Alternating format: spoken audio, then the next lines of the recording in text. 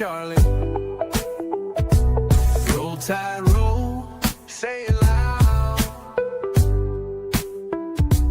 He don't give a piss about nothing but the tide. Bama blood in his veins, got that crimson pride.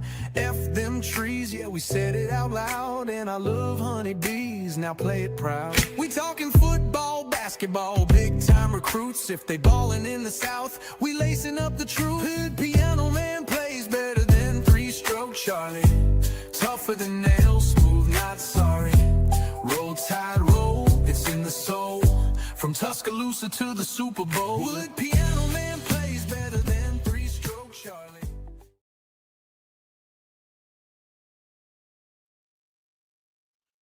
Even at 3 o'clock in the afternoon, I play better than three-stroke Charlie. What's up, everybody? Welcome back to the Long Run with Piano Man at 3 o'clock, part 2. What's up with everybody? I hope everybody's had a great day. Man, this kind of brings back the old days, right? Stephen Hicks. This brings back the old days, man. When I was doing on Mondays, I was doing like 2 shows. Y'all remember that? When I was doing the 2 shows on Mondays, and one at 8, the other at 3, like this. Oh man, this kind of, this kind of brings back those feelings of when I was doing two shows, man. This is kind of, now I can't do 2 shows like I used to, but hey, but today I made some special, made some strings pull, my people got with y'all's people and they said, let's do 2 shows, all that kind of stuff. Y'all know how I go with the Piano Man. See, that go Bishop with that look again. That's the look, Bishop, that you would have given if you would have seen Lad. I'm telling you, man. Yeah, there was some more cats out there. But I got to do this right. Yeah, let's bring it on to the stage. He just came on and bogarted his way into our lives. It's the one. It's the only. It's Mr. Boomer Sooner, forged forward only by fire. It's Bishop. It's the Bishop. What's up, Bishop? What's going on? Man, listen. I'm being honest with you. It's just a great day to be alive. It's just a great day to be alive. It's a great day to be on here with you. Hopefully Twister comes on. Hopefully Coach Carr can come back on and Governor can come back on. I know Governor's working and everything, and Governor got a lot, Governor got all them girls to tend to. His wife, and I think it's 2 other, he got girls. Governor is like a Kobe Bryant. He's a real girl dad. So Governor got a lot going on. But if Governor can make it, cool, but if not, we understand and everything. But Bishop, me and you can hold down the fort, though, because we know what business is. For sure. We know what the business is. But you know how we do it, whether it's at 8 o'clock in the morning, 3 o'clock in the afternoon, we're going over here to the chat. We're going over here to greet the waiting congregation, see what they up to. They probably up to something. Let's see what they got going here. Well, the first person I see is none other than the OG. Well, it was the first person I saw. Well, it's the newlywed. It's Jacory. It's Jacory. It's the welcome back, my boy. What's up, Jacory? Roll Tide to you, and be sure and give Mrs. Jacory Williams our best. Roll Tide to you. Yeah. Welcome back. Welcome back, fam. Welcome back. Salute. Salute. Shalom unto you. Yeah. And may your marriage, not your wedding's over. It's marriage time now. May your marriage be everything God wants it to be, man. And many more. You want out of it. Many more to you, brother. Many more. But enjoy this honeymoon phase. That's what you do, bro. Enjoy this phase while there's nobody but you and her. Yeah, buddy. You got it. Yeah, man. And be sure, like I said, be sure and give the missus our best. Okay. Stephen Hicks and the voices of No Mercy. No Mercy. What's up, Stephen? That's the OG of the group. What's up, Stephen? I see J. Cole. Shalom, peace, and blessings be unto you. Shalom, J. shalom. How you doing, my man? Good to see you. Good to see you. Good to see you. Trooper Jones, what the business is, girl? You know, quit playing. And listen, I need you to find out from your son, because I got to ask my son, the Oregon fan, when does their spring drill start? Because it should be about that time. But anyway, Trooper Jones, roll tide to you and good to see you. Yeah, my brother out of DSGB 84, my brother out of Georgia, representing them dogs, living out there on that West Coast, living that West Coast life. What's up, DSGB? What's up with you, man? Good to see you and your dad, as always. As always, good to see you. We're going on up the mountain. William Bryant, salute to the OG himself. What's up, William Bryant? Roll Tide.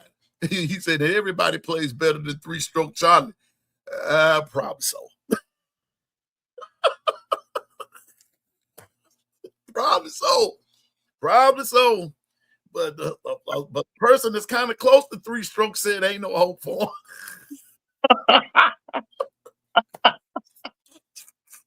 him. Oh, man. Oh, man. Poor three-stroke Charlie. Poor three-stroke. Roll Charlie over there. Roll Charlie. Oh, boy. Stephen Hicks said, I just found out the three-stroke Charlie fan club had 3 members. Coincidence.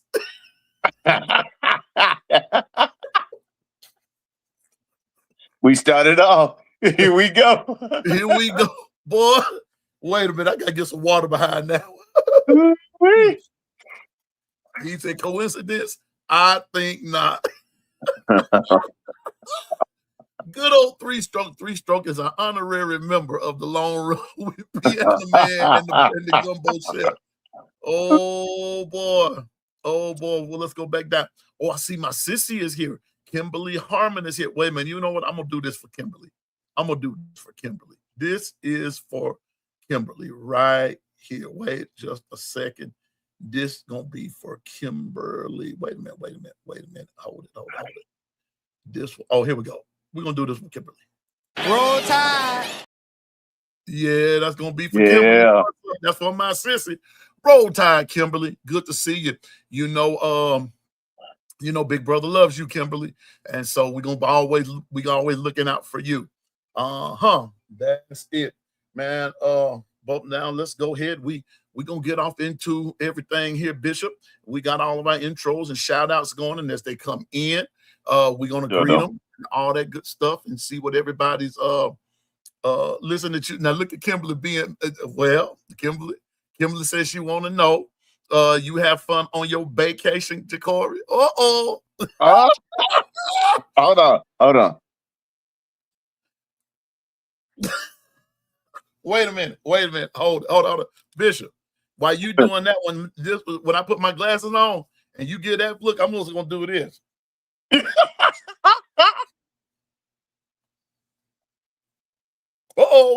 Somebody being messy. Do I detect some messiness? Yeah. Oh, God. Stephen. Stephen,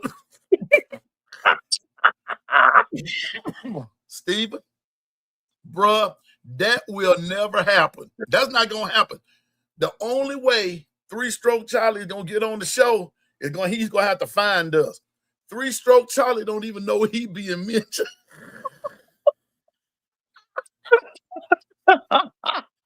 Man, that's what the crazy part is. Three-stroke Charlie don't even know how. Three-stroke don't even know, Stephen, he being mentioned. But I'm going to put it to you like this. But if he ever finds out, there probably will be a three-stroke Charlie site. And you know what? Y'all probably going to have to come pick me up off the floor, because when you find out who it is that leaked this information, listen, Stephen, you, Bishop, Governor, especially Coach Carl, Twister, B Sharp, Coach Sean, That's gonna be the show of shows right there. Because I know everybody gonna have to exit stage right, stage left, or just jump off the stage. Oh my goodness. Oh my goodness. Oh, what's up, Ken, the Bama fan? What's up, man? Roll Tide. Stephen, that will be the show of shows. I'm telling you. No, not I. We will win a SAG award, a Emmy, a Tony,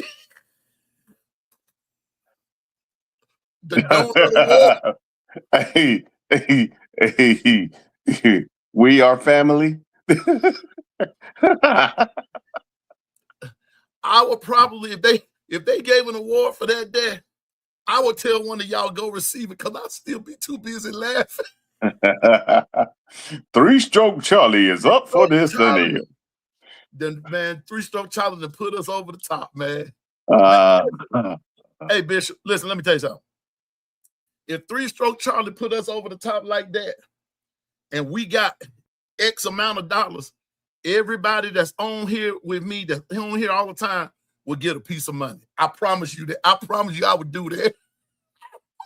Oh, my goodness. Everybody that will be on here, that will be on here, but the prerequisite would be they would have to be on here like all the time. And trust me, we know who they are.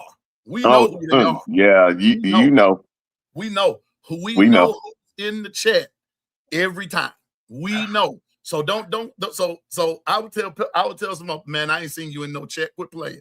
Well, I'll be listening to you. I don't care if you be listening, you're not in the chat. 3-Stroke Charlie, because you won't even know what we talking about 3-Stroke Charlie. Oh, so man, let me tell you, this is hilarious. But listen, this is so fun coming back at this second hour on Mondays. Bishop, if I had enough time, I would do it all the time at 8 and 3. I would do it. And no, every now and often every now and then I might. Wait a minute. Wait a minute. Hold up. Somebody's here. Somebody's here. I got to do that for them. I've got to do this for them. Here we go. We'll know who I'm fire. I feel it in the air. Telephone wires above. Or sizzling like a snare. Honey, I'm fire. I feel it in the air. Telephone wires above. Or sizzling like a snare. What's up, C-Spot Confidence? That's none other than Susan. Susan wanted something for her own eye candy, you know. Now you got an email, Susan. Message received. Thank you, Stephen. Now back to regular schedule programming. Time. Back to regular schedule programming. You know, we have to just keep the locals satisfied here, especially Susan. You know, but anyway, good to see you, Susan. Roll Tide to you. But Bishop, it's been one crazy weekend that we just left. We got, and I'm gonna tell you what. I'm just making sure I had to redo some things. Bishop, I had to. I've been looking, and the weekend is this week, if you will, is starting off with some booming stuff that's going on, right? Yeah, absolutely. And it's a wonder Stephen Higgs hasn't said anything about it because he's such a big Seattle fan, but we'll take care of that. Oh, yes. We'll take care of that on down into the program, okay? And Stephen Hicks, I'm gonna put a disclaimer out. I apologize. It's our old running back coach that got him on board. I apologize. DeMarco. Well, you know what they say, Bishop, in the corporate world, crap happens. It's real out here. It's real out here in the street. It's hard out here on the pimp, man. It's hard out here on the pimp. You see what I'm saying? But before we started, we're gonna start out. I got my little script going in order of what we need, what we're gonna go ahead. you know, Truth for Jones, shh, not a note. Not a note yet. Wait a minute. I will put it up there so everybody can see it. Yeah, I know it. I know it. I know he is. And you know what? Without saying a word, amen. That's all I'm gonna say about that. That's all I'm gonna say. I just did about 10 seconds of silence, and that's all I got to say about that. You got that right. Pimping ain't easy. Pimping ain't easy. But Truth for John, we're gonna talk about that in just a second, okay? But before we go further, Bishop, this past Friday, we know that there was a roundtable discussion with President Trump and other coaches, some select coaches, and other members of Congress, and they had a whole big wang dang doodle going on up there in Washington. Bishop, my question is, was anything really accomplished? That's my question. The main thing that is accomplished, we're seeing who are the players. That's it. Far as more than anything, I hope people have taken is that they always focus on the minor and lead the major and don't go deep enough. Because first and foremost, how do you start a committee meeting like that and not include the main ingredient, which is our student athlete? No representation, but yet we're supposed to be okay for you to speak for them. Haven't we seen this movie before? You know what? The better question is, Bishop, how many times have we seen this movie? And they think they see here, family, we're going to talk real today. We just going to talk straight gumbo. They think we can't handle it. Think about it. The reason they go about the way they did, and he was like, yeah, well, we're going to have to put it out there and they'll probably sue, but it might not, nothing come out of it. This is, think of what being put out there. You're telling me that this is the only recourse and you already know that they have a way to rebut it. So why not really dig deeper before you go that route? Oh, that's right. That means more work. I'm gonna tell you what, Bishop.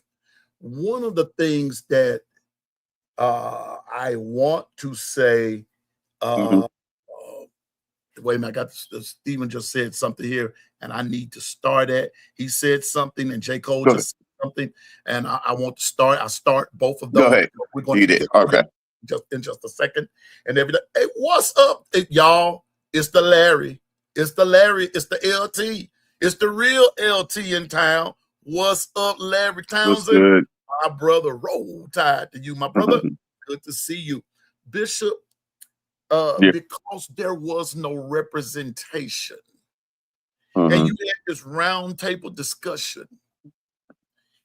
It sort of reminds me of the history lesson about taxation without representation. You don't said it. You don't drop the A-bomb on that. Yeah. It sort of reminds me of how we got started in the first place. And now here we are doing the same thing in sports. When will the madness cease? Not only that, just check it. What it is that now the rug has been pulled, and now when they say stuff like that, we can see it for what it is, and it's like, hey, there's something wrong with this picture. It has no student athlete. So why you? How can you even get started? How? When? And you know we got a couple more minutes to talk about this. I'm kind of running behind on it, but I want to kind of give this some credit because we discussed on here.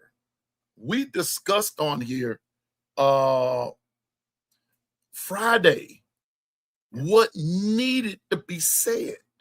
Yeah, no. Now, some of those things were said, but they were said by the wrong people. And that's in lies the problem that we always run into when we're trying to tackle something. If you don't bring everybody to the table, I'm supposed to trust you to speak on our behalf or our children's behalf as student athletes? Come on, man. Stephen, you're exactly right. I just need you to change one word in your sentence. And I just need you to change the word football to sports. Because believe it or not, Stephen, believe it or not, football is not even the worst case scenario. Yeah. Football is mostly just talked about because it's the most popular. But how we got into this mess wasn't even through football, Stephen. I'm pretty sure you know that, but it wasn't even through football. It wasn't even through football. And because of this fact of that, we've got this big mess going on in college sports. One thing led to another, led to another, led to another, and Bishop, and now on 3/9/2026, Bishop, this, sir, is what we have. Yeah. Yeah. So what do we do? Here's what I would definitely tell anybody that you're linked to that are student athletes is don't let them speak for you anymore. Find a way to see how you can get to the next table, because the problem is they always talk a great game, but you notice how they go from their perspective side of how they view stuff and never get to the root. Mm-hmm. Hey, what's up, I Bleed? Yes, we're talking about well, we're not really just talking about per se Nick Saban, I Bleed. We're basically talking about the whole ball of wax there. Nick Saban said some things that I agreed with and everything, but I also believe that they took what Nick Saban said and really some people misconstrued what he said. But then by the same token, Bishop, and I Bleed, we had a couple of hypocrites sitting at the table. We had a couple of hypocrites sitting at the table. Part of the reason that we're in the shape that we're in today is because of the fact of hypocrisy. Correct. Hypocrisy.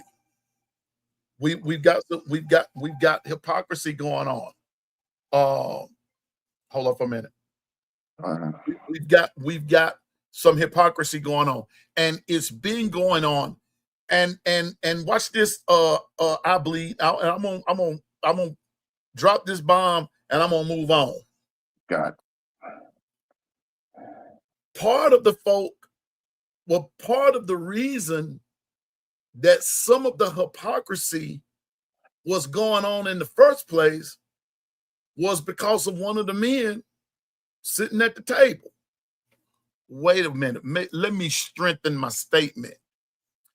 Part of the reason for some of the hypocrisy, I believe, is because of the jealousy of one of the men. Hold up.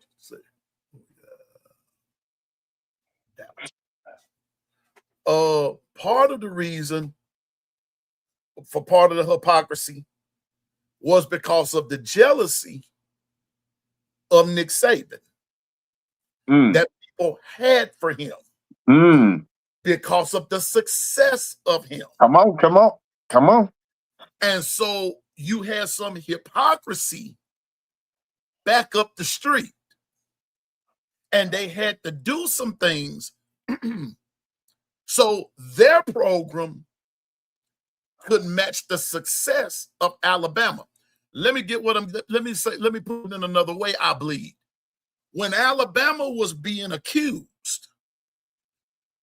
of buying players, buying this, buying that, what some of these programs was confusing was they were confusing success, discipline, paying attention to detail, this, that, and the third, with cheating.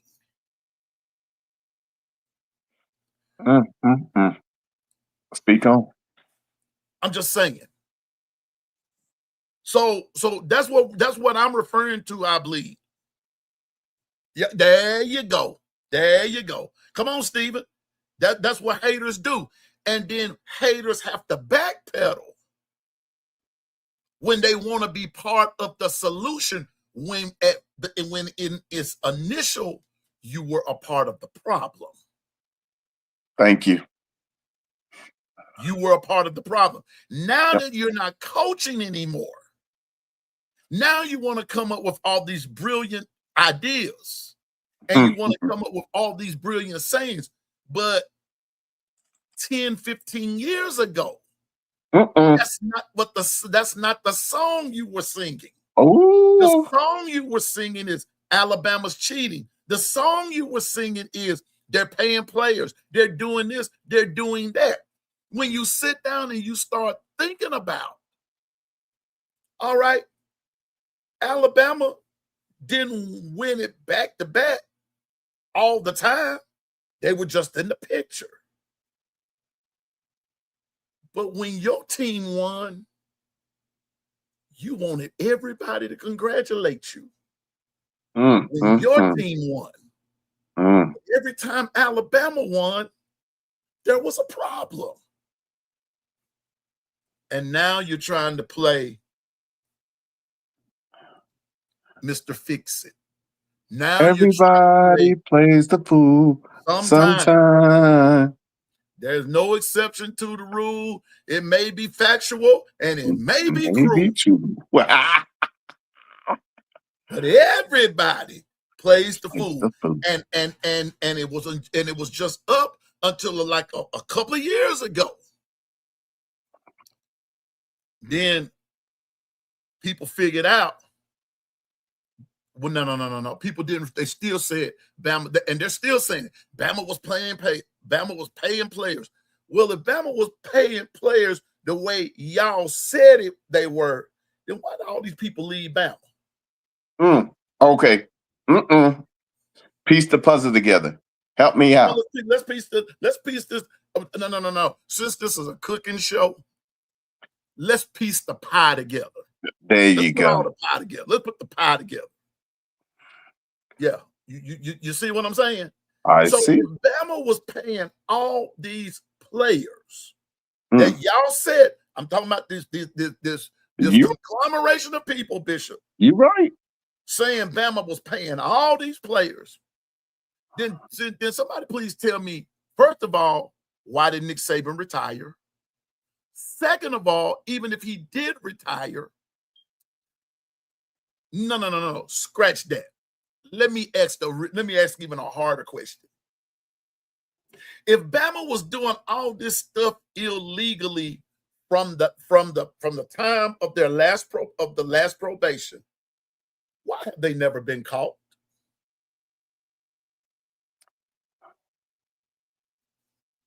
I'll wait. I'll wait. That's all I'll ask on that part. If Bama was cheating, Stephen Hicks, if Bama was doing all this cheating financially, how come it's never been brought to the table? Bishop forged forward by fire. Says it all the time. He says it every day. That documentation beats conversation. Where's your documentation to prove this? But see, they don't want to bring that up because now we here at this point. So you go ahead, Piano Man. Keep spitting that fire. There was nothing to catch. The congregation is saying because it wasn't true. Facts. What? Oh, wait a minute. You mean to tell me that paying attention to detail, hard work, discipline, going to class, things like that actually works? Mm. Mm-hmm. It works. Oh, wow. Susan said because a lie speaks louder. Ooh, but hold on. Oh, girl. Here's the problem. Yeah, it speaks louder, but it's short-lived because it can't follow up with all the details because it loses its way. Mm-hmm. But the truth will always set you free and promote you. Every time. And I'm telling you. And I'm telling you now. I'm telling you. Where the problem also is coming in is that people will always support something that's going somewhere. Listen, if you're walking and nobody's following you, you're just taking a walk.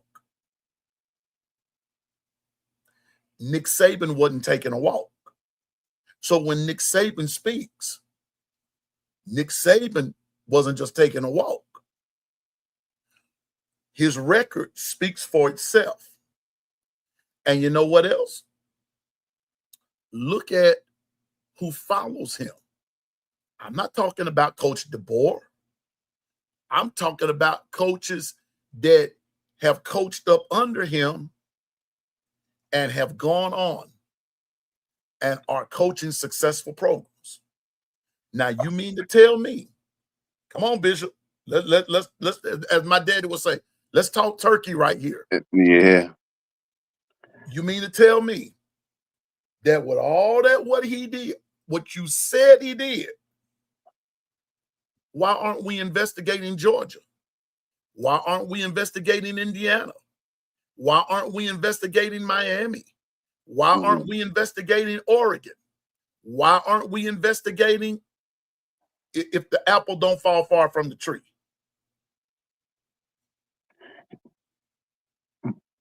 Because it's easier when you're trying to get at a king to sling mud instead of tell the truth and do the work. He is the head that wears the crown. The crown. And the funny part about this, Bishop, Nick Saban is not even in the game anymore. And his name is still being sung out there. To an extent. But Stignetti and the coach at University of Miami are his disciples. They were just in the national title.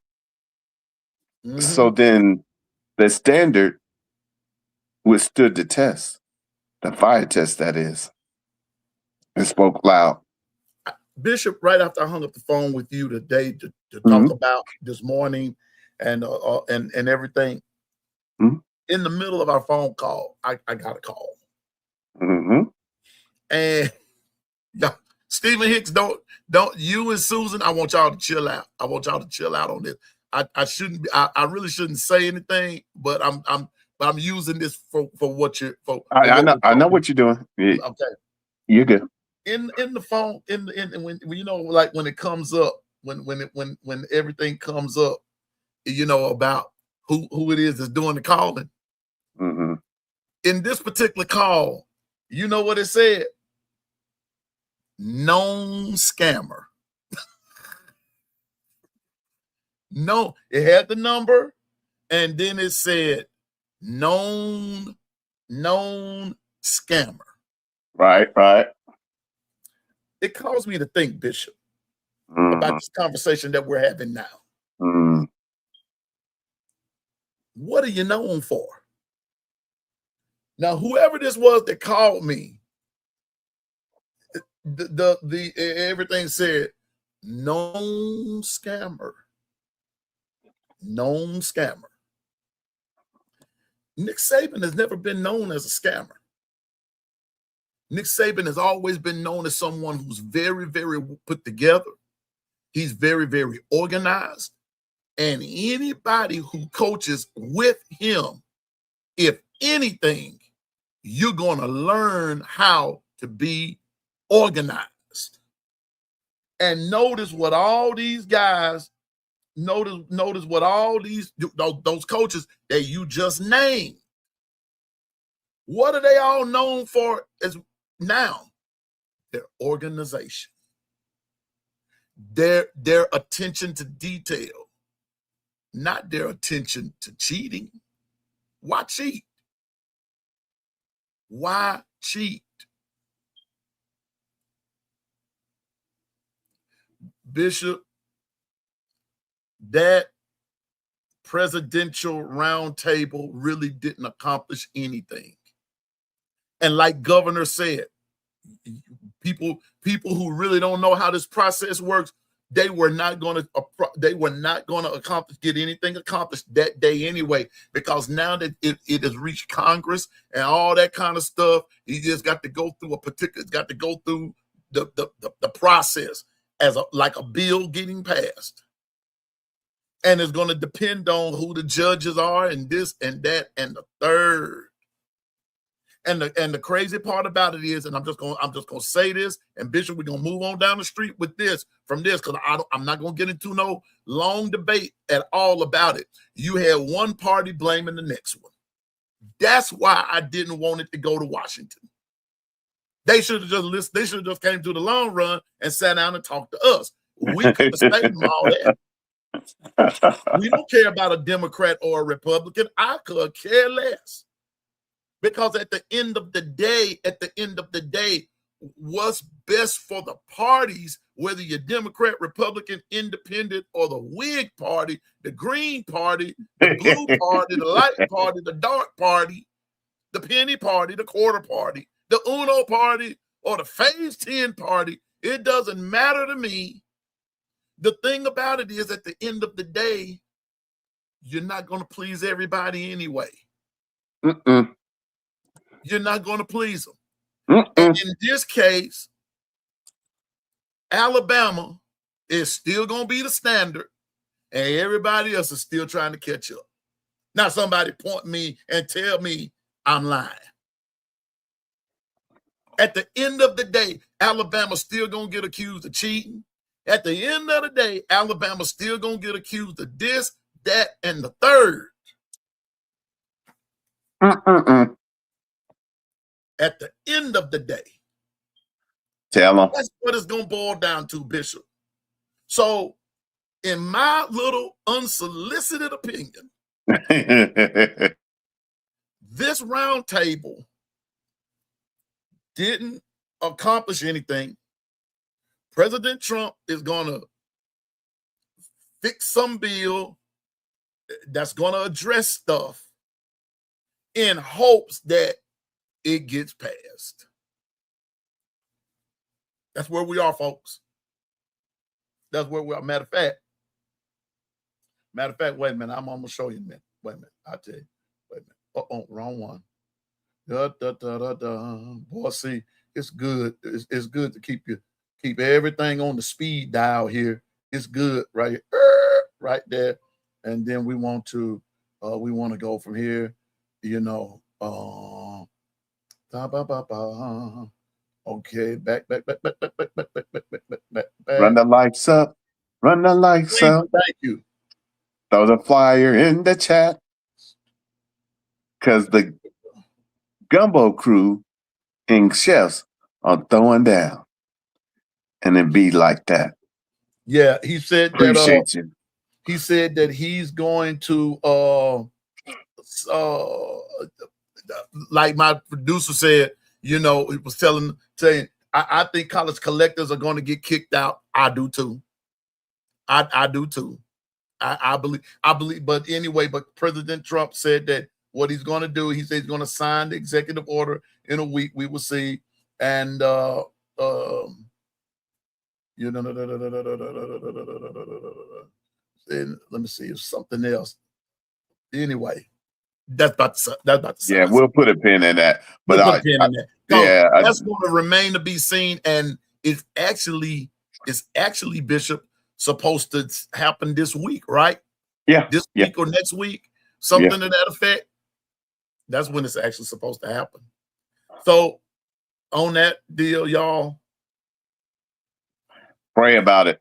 That's my best bet. Keep it moving and keep it moving on to the next thing. So here we go. Bishop, also yesterday was the beginning of spring drills for Bama. Now for me, I've got a lot of questions. Gotcha. Now, first of all, I'm excited that spring drills are here. The purpose of spring, we all know what purpose of spring drills are for, is to kind of get us going, headed in the direction of what could possibly happen in our excuse me, hold it. What could possibly happen. Okay, there we go. Whole lot of stuff going on my phone right about now. What could possibly happen in the fall, and this, that, and the third. Is not to solidify anything, and anybody would be unrealistic, Bishop, in the thinking that this is going to be a lockdown on who's going to be quarterback. I think it's so far from it. Me personally, I don't think that it's a lock just as of yet. But because April the 11th is coming, and Bishop, we're gonna have a real scrimmage. At least that's what they're portraying. All I know is if Susan comes this year, Bishop, all I know is Susan and I better not be standing where them buses come and the theme from MASH comes on. MASH unit. The MASH unit. That's all I know. And Susan, you better back me up on this. If I see over 30% of the players get off of there looking like a scene from The Mummy, I'm getting in my car and I'm coming back to Mississippi. Right then, right there. I'm just saying, Bishop. I hear you. Because this is going to remind me of last year. That's what we had. Bishop, it would have made you laugh. Every other player, the only thing that was missing was a gurney, an ambulance, and a hearse. That's the truth. I saw crutches. I didn't see no wheelchair. If I had seen a wheelchair, look, you start saying wheelchair. We look. Hey, y'all. I'm going. Listen, Stephen. Wait a minute, Stephen. I'm going to put you on up there now. Does it cost to park for a day, Stephen? It depends on where you park, sir. It depends on where you park. I'm gonna leave that question right there because I'm gonna get to that too. But Bishop, as a member of the SEC, as it relates to Alabama, my question that I have on my script is, what player, or in your case, what's intriguing going into the spring about the Alabama Crimson Tide from Bishop Newkirk's point of view as an Oklahoma fan? Well, one is definitely the communication from your coaches, Okay. your O-line, and your linebacking crew. Mm-hmm. Do you think, you talk about communication, Mm-hmm. where do you foresee it? Given all that has happened at Bama over the past few months, where do you see the communication? Coach DeBoer is on the clock. He has to become a CEO and make sure that when things need to be adjusted or adjudicated, that he presses the right button to the right coach with his communication and make sure it gets done. Because otherwise, we documentation that's already been proven that when you don't answer that, it comes to expose you, and nobody likes exposure. So, Bishop, in answering it that way, Mm-hmm. if I had to do this question and do it in layers, if you will, Mm-hmm. that would be the first thing that I would see is, or I would love to know, Mm-hmm. what is the what's the communication like with the coaches? Because if you have a chaotic coaching staff, there will be chaos among the players. Yeah. That's just a simple 2 + 2 = 4. Yeah. If there's chaos among the listen, if it's chaos in the head, there will be chaos in the body. Yeah. There will be chaos. Yeah.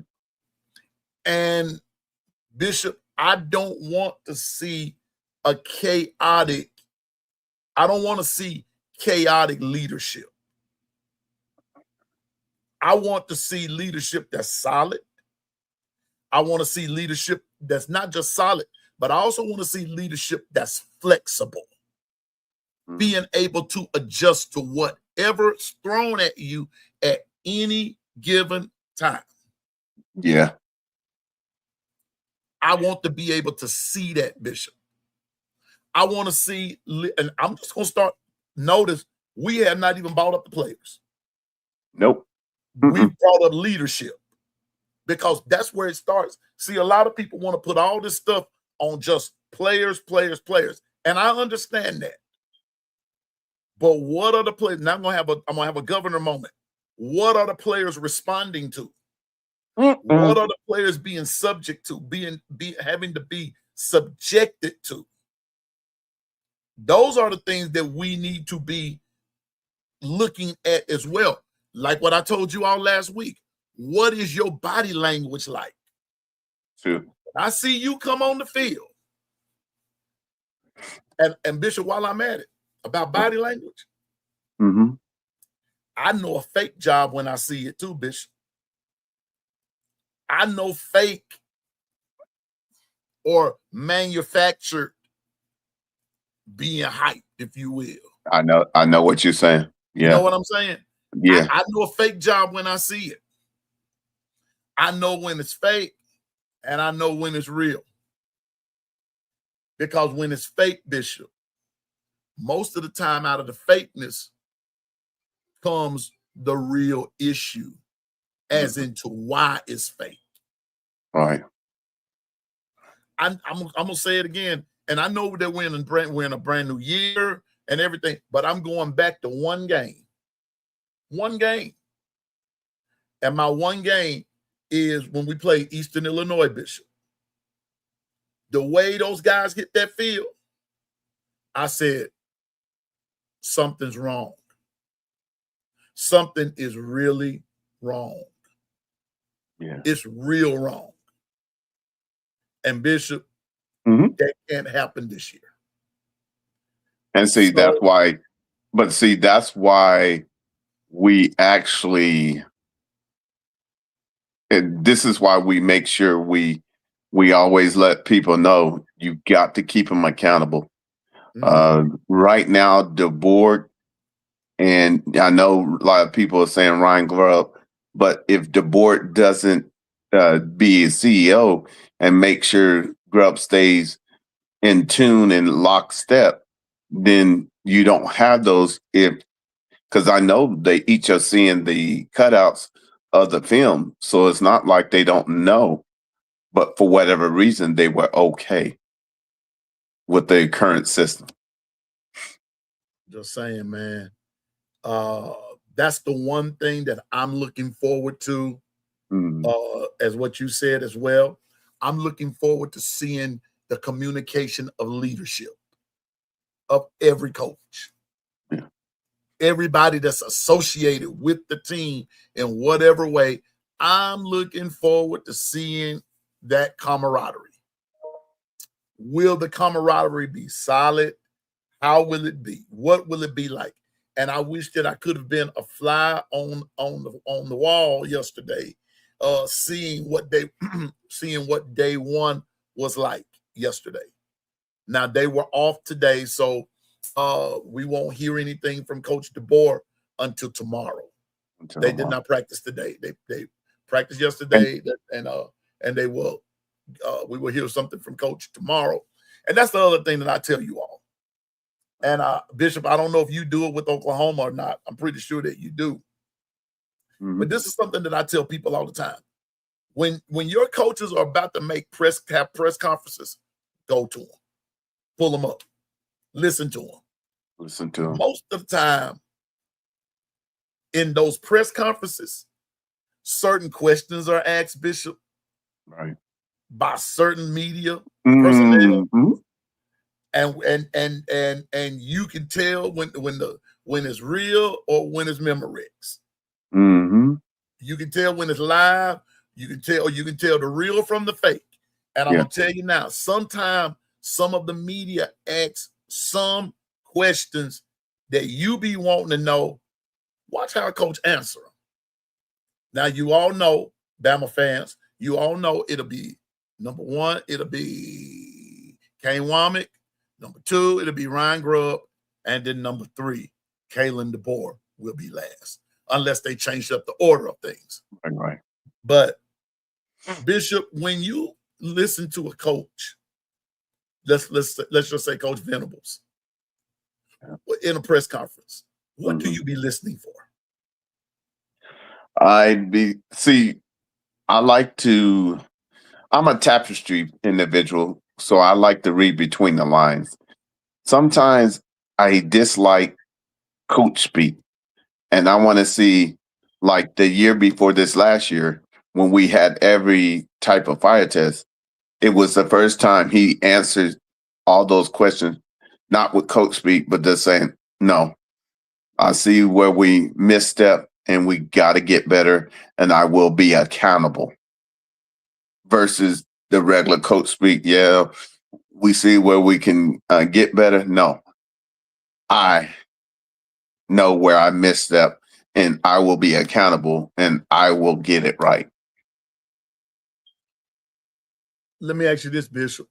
Sure. Does that often, the way you just framed it,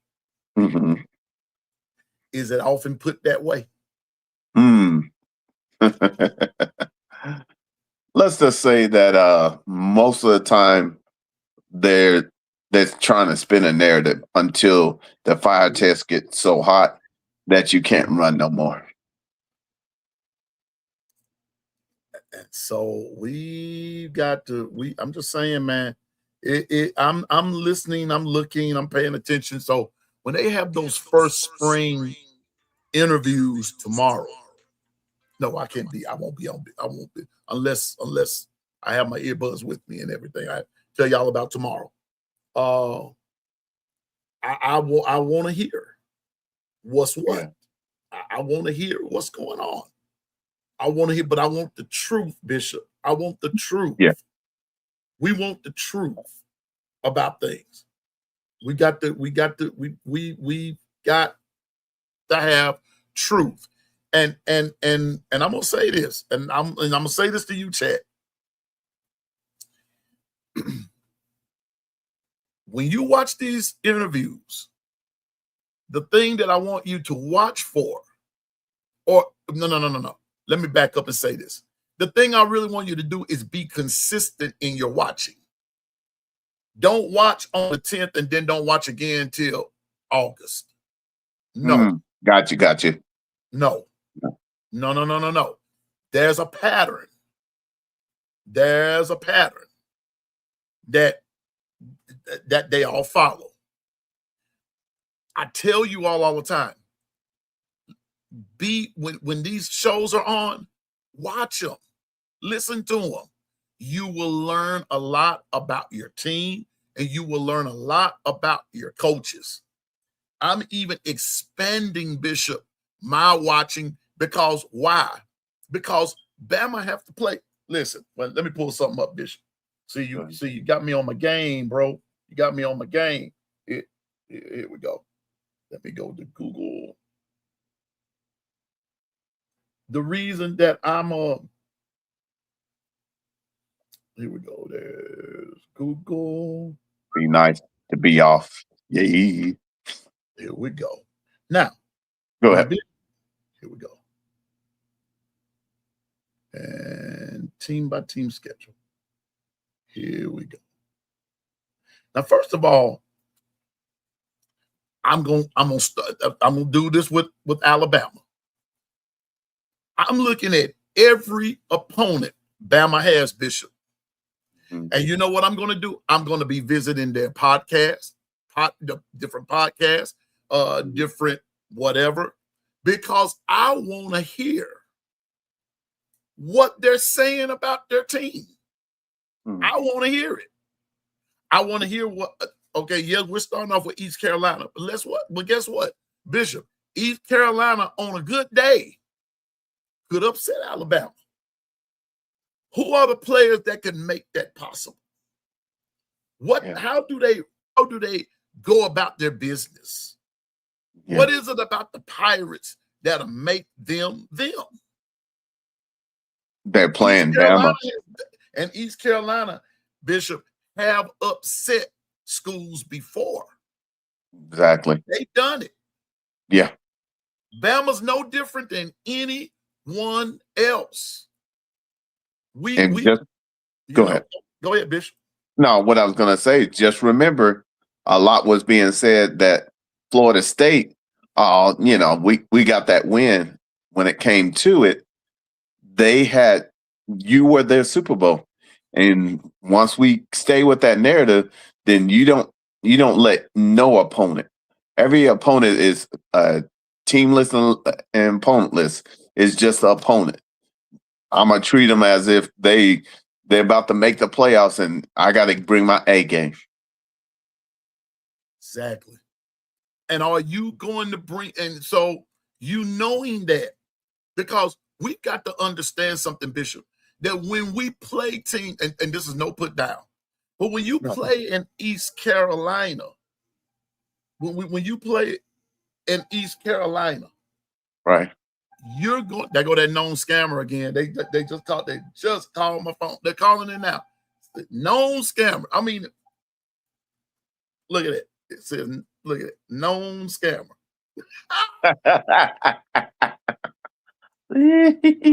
Known scammer. That's bad, man. That's bad. But we play these East Carolina teams. You already know they're going to be hyped up because it's you they're playing. They're going to be hyped. And guess what? And guess what? They're going to give it their best shot. They're going to give it their best shot. Yeah. And Bishop, can I tell you something? Go ahead. And they have, listen, and they don't make many mistakes. It's like I told y'all, Double A said this. When South Carolina was going through their fire test, Bishop, oh gosh, in the words of my late daddy, they played like they had dead lice falling off of them. They were playing horrible. But the moment Alabama came to town, Bishop, you would have thought that, what's the word I'm looking for? You would have thought that these guys were undefeated. These guys they couldn't do no wrong.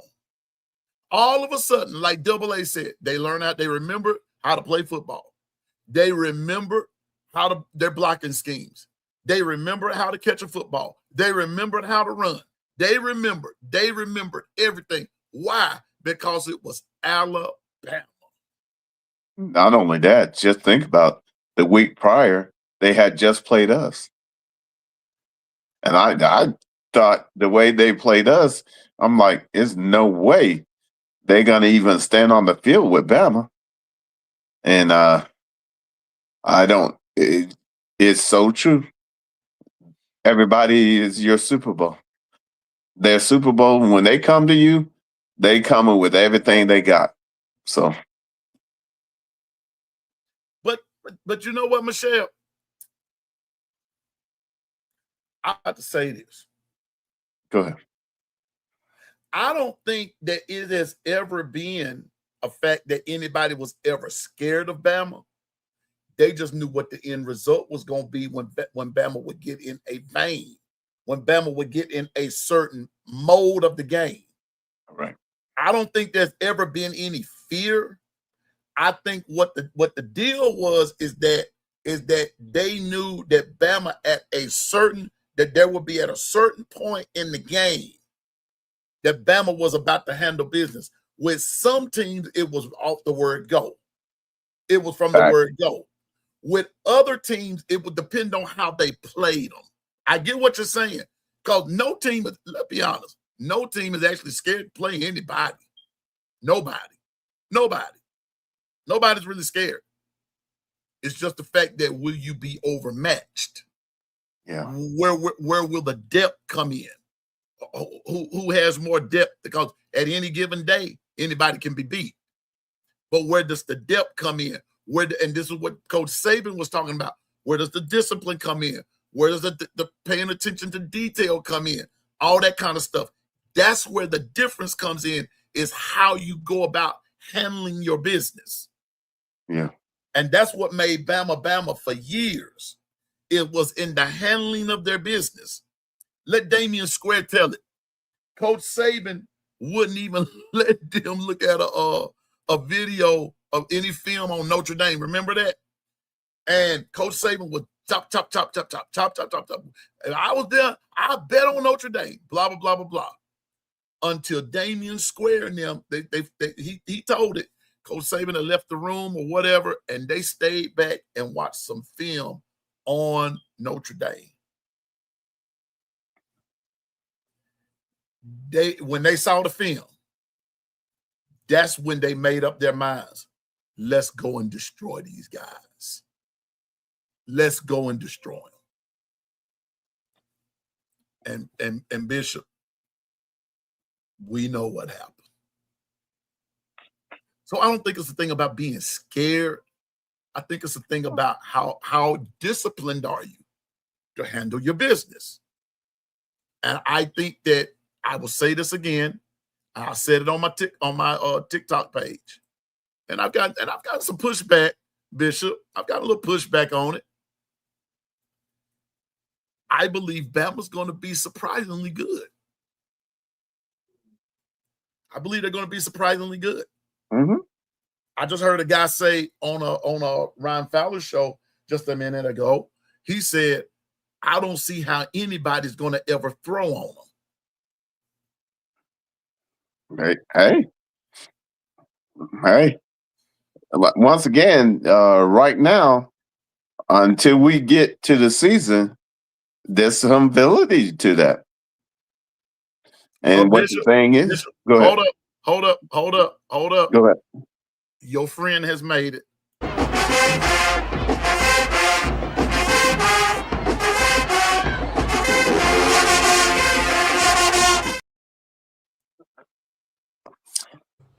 Oh my God. Yes, Lord. We know who it is. Hit it, Bishop. Lady Latoya. Yeah. It's the lady. It's Yeah. Latoya. It's Latoya. What's up, Lady Latoya? What the business is? You know. Quit playing girl in that like you know. Ken Bama fan said, ain't no surprise. Pete, we just need consistent offense, and that's it. That's what we're saying. That's all we're saying. I don't give a who we playing. I don't care who we playing. If we can be consistent in whatever we do, but Ken, may I add something to that? We need consistent offense, but we also need consistent on the defense. We need consistent pass rush and run stops. We need consistency. We need consistency on both sides of the ball. And don't forget about field goals and the kicking game. Come on, man. Hey, look, I used to do the same thing. I learned my lesson. That kicking game is important. Listen, let me tell you something, Bishop. Let me tell you something. I wasn't even gonna say, but I needed to, and I'm glad you brought it up, Bishop. Consistency ain't even the right word for special teams. Just be able to do it. We'll worry about the consistency as it comes. Can you even kick the ball? You even kick the ball? Can you kick the ball? What's up, Jeff? Roll Tide, brother. Roll Tide. And that is I kid you not. When it's called upon and you got someone that can hit it, and I'm talking about from 45 yards and out, and you got someone that can be consistent, that's a weapon. Yes. That's a weapon, and that's part of that possession, keeping a time of possession. And so like, who was it, Jeff? When Jeff just said right here, get Grub on board and we good, Roll Tide. And I know exactly what Jeff is referring to. Running game. A consistent running game. But you know what? But you know what? I'm gonna say this. I'm gonna go ahead and put it on out there at 4:10 p.m. I'm gonna put this out there, Bishop. Go ahead. But don't you have that line up there just wanting to play patsy all the time? I'm just saying. Don't have that line up there. But see, so that's what I was talking about, Bishop, when I asked, what are you looking forward to in the spring? You being an Oklahoma fan, what are you looking for as far as it relates to Alabama? And you said communication with coaches. Yeah. And guess what? Yeah. That's what the business is. That's what the business is. Yeah, because I understand, and we don't. Oklahoma and Bama don't play until we get to the playoffs, and hey, we need y'all there because it goes off better when both teams are finding a way to get to the playoffs. So, and believe it or not, we're mirror image of each other, and the bottom line is we got some things that we got to answer for, and if we just keep it 100 and answer them, we'll get the results we're looking for. And Ken, you're exactly right. You're right.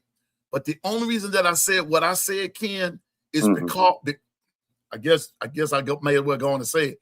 It's because the offense has failed to be consistent. It puts pressure on the defense. It puts too much pressure on the defense. Yeah. Let me just be short and to the point. Because of the inconsistencies of the offense, defense puts too much pressure on the defense. And I think that this year, Ken, Bishop, Chad, some things are going to have to switch around. They're going to have to be balanced. I've been saying that for 2 years now. Balanced attack on offense, balanced attack on defense. It's got to be balanced. I'm sorry, it just has to be balanced. No, it has to be complementary. And that here's the bottom line. It's all good during the season, but when it get to playoff time, and everybody got 12 games of film, and so there's no trickery. It goes back to fundamentals. And the fundamentals has always been run the ball, be complimentary in your run and pass, and play a solid, stout defense. And make sure your kicker game, when called upon, can answer the call. That's it. I mean, and balance, complimentary, all that. That's what I mean. Everybody got to be cohesive on both sides of the ball.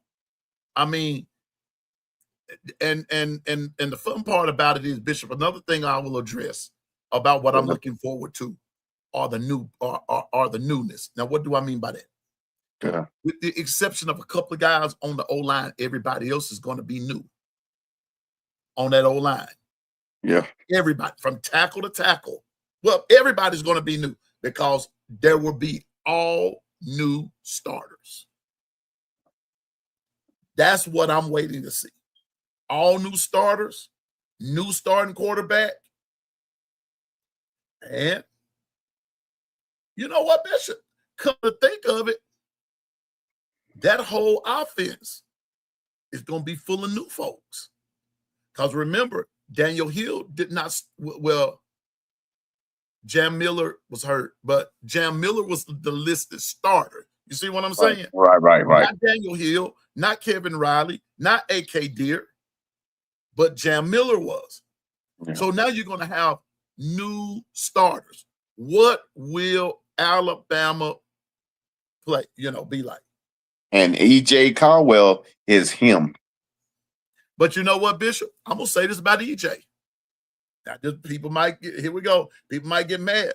Have you ever seen a film of him where he's blocking? I haven't.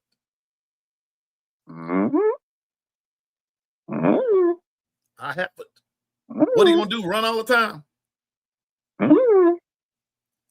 I know. That's it's because Daniel Hill, you would have thought at 245. I guess look, you still got to do the work. Still got to do the work. So. And let me tell you, and I'm gonna say this, and I'm with my producer Dwight. A lot of people wanted A.K. Deere back there because based on one run was one against ULM. Put A.K. Deere back there. A.K. Deere didn't have a good blocking scheme. He really didn't know the offense well, and it showed down the stretch. Yeah, because see, the key for let's break it on down. The key for any coach to put someone out there is not that the running game. It's when the passing game and you got blitzers coming. You got to understand what is your assignment during that, and you got to be stout on it in order for us to complete. Ken Bama fan, none of the backs were good with the ball in their hands. I'm not refuting that. Yeah. Someone wasn't good with the ball in or without the ball. With and without the ball. Just saying. But I think this year you guys gotta. That's the truth. I'm glad you bring up the truth. But with that, you got a brand new year to see, will they answer the call? That's the question. And do you have dogs? And will these dogs eat? Will these dogs hunt? Yeah. But see, before you get to talking about eating, let's see what you're hunting like. Everybody wants to eat. But what are you doing what it takes to eat? Right. If you're a dog, you want to hunt first. Right. And the way I judge it, and this is, I'm gonna give you insight on the coaches, is not the running. I want to know when you're not getting the ball, what's your attitude? How do you help your team? Are you picking up blitzes and being in the right spot at the right time? Thank you, Bishop. That's what I was about to ask. As a former running back, it's not just the lineman's job. It's not just the quarterback's job. It's also your job as a running back to see where a blitz is coming from. You need to know that defensive scheme. Yeah. That's what, Bishop, FS.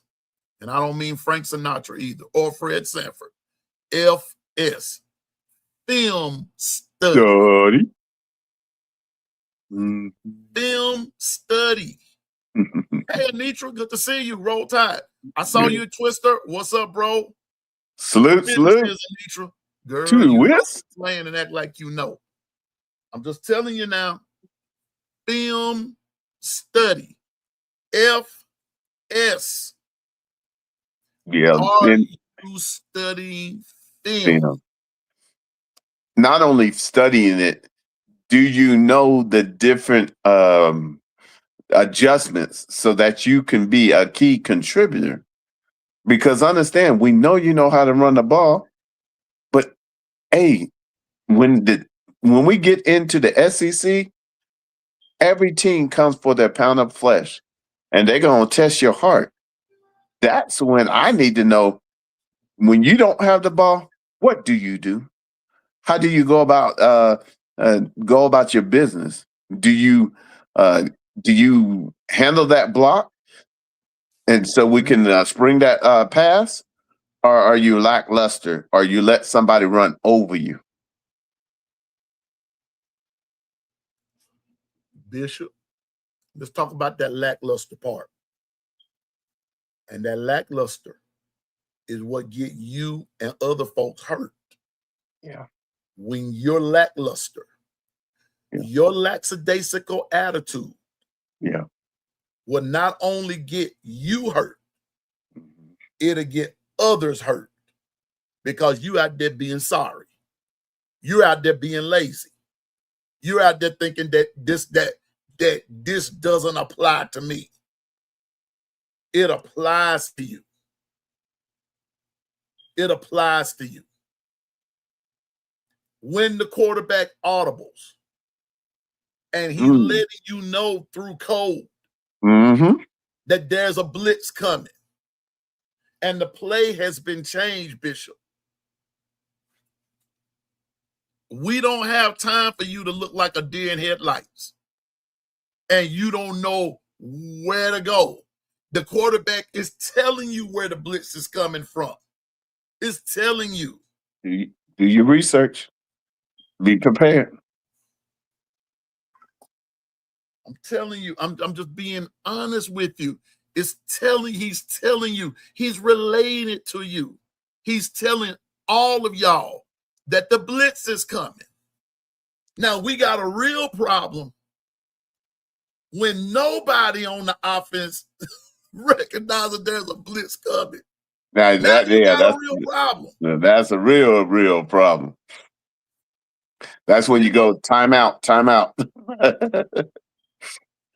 But so those are just some of the things, Bishop, that I'm looking at. Now I'm going to flip the record over. Go ahead. As a Bama fan, what should I expect from Oklahoma? Well, you should expect that they too need to communicate. Coaches need to communicate. They need to pay attention to details and make sure the pass-run ratio is established, and don't take anything for granted.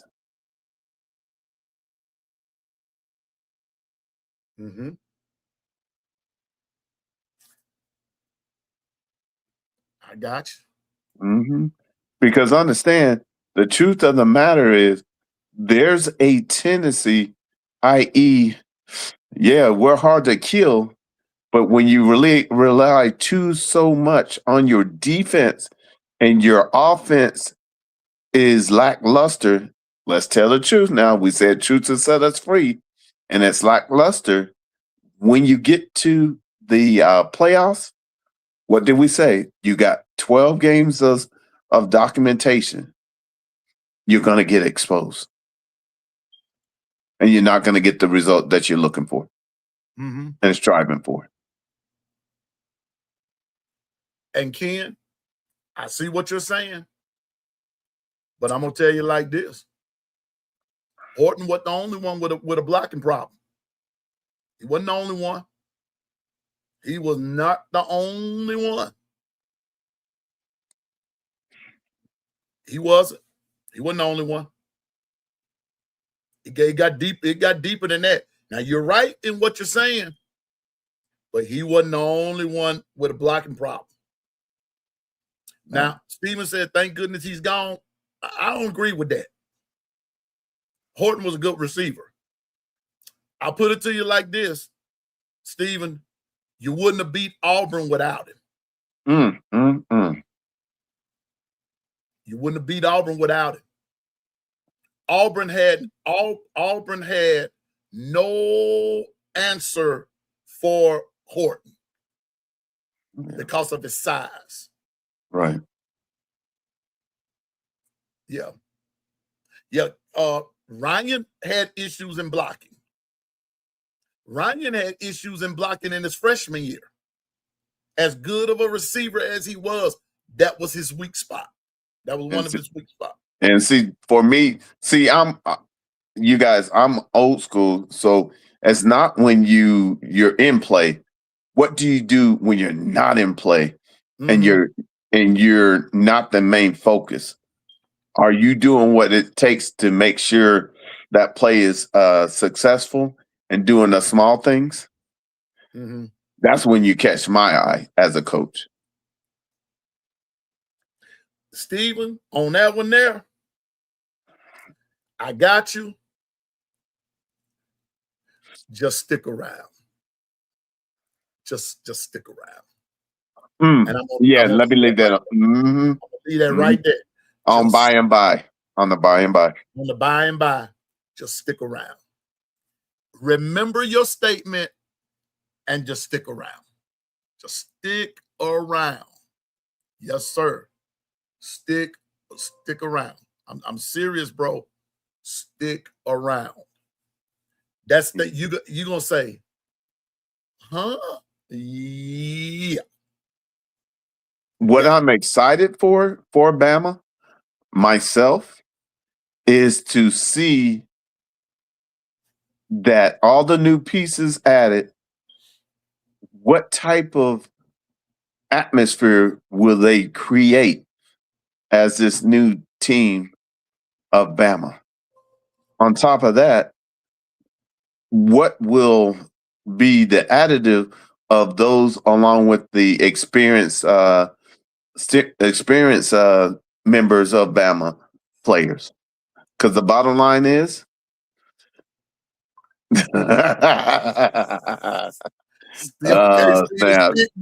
stick and stay, Steven. You gonna say, all I know, Steven, is what Bishop said. By and by. You gonna say, huh? And then Steven, show you right. We gonna talk about show you right. It's gonna come up again. Trust me, it's gonna come up again. Yeah. It's gonna come up again. But anyway, go ahead, Bishop. I had to. No. You're good. You're good. Hey, I'm excited more than anything is to see the new Bama, see the continuity of a new offensive line coach being able to implement and be a part and drive a new mindset. Instead of a coach saying that we're too aggressive, let's see if this coach can help the narrative not to be too aggressive, but to be just right. Hint, hint. Air quotes. I ain't going down that road. I know. Hey, and the by and by. And play packages got him messed up. Yeah. It did. Yep. And so, but Jeff, maybe this year the right adjustments can be made. the right personnel at the right time can be made. Right calls be made. No gimmicks. Like Steven said a couple of weeks ago, none of these gadget plays, none of these trick plays. Just listen, run straight ahead. The shortest distance is just straight ahead. So I'm excited about the spring. Yeah. I'm excited about what all it can bring. I'm excited, I'm excited for the fact that both Oklahoma and Bama have an opportunity to go win a national title. And what if we played against each other? Man, that'd be I don't care. That'd be awesome. Let's get there. Let's make a deal to get there. Let's do the work to get there. Yeah. We got to now understand that that's no easy task in itself because there's still a gauntlet we got to go through. We established that SEC is a gauntlet, and our great old commissioner made us 9 games. Stanky. So thank you, stanky. So since he's done that, we understand it's a gauntlet, but understand, our team's got to find a way to go 10-2 or better, because I understand there's only 9 spots left. Because you know good and well Notre Dame making that deal last year, and when they just got to be in the within the 12 spots, and they automatically get in. Well, then that's with their schedule. If you look at their schedule, you let me know if they can do that, and I'll let you know. My eye is already winking. Wink. So and then you got the 2 FCS that's going to get in. So now it's 9 spots for the remainder to make it in. Right. I'm just telling you, it's going to be very interesting what's going on. But I'm sitting here when you talk about the gauntlet, we talked about last week, and we got to sit down and talk about more. And we got, like I said, we got all summer to do this. Yeah, I know. But Oklahoma starts with UTEP. Yeah. But then week 2, you make that trip to none other than Ann Arbor, Michigan. The big house. The big house. The big house. Oklahoma, Michigan, the big house. It doesn't get any bigger than that. Both of them are old school type of football teams, so it's going to be hard hitting. Just saying. And then you come back home and you play New Mexico. Yeah. But then you get on the bus and travel to Athens, and you face DSGB and them Georgia Dogs in Georgia. Now that game is circled. Be a game. That game is circled because I'm gonna tell you something.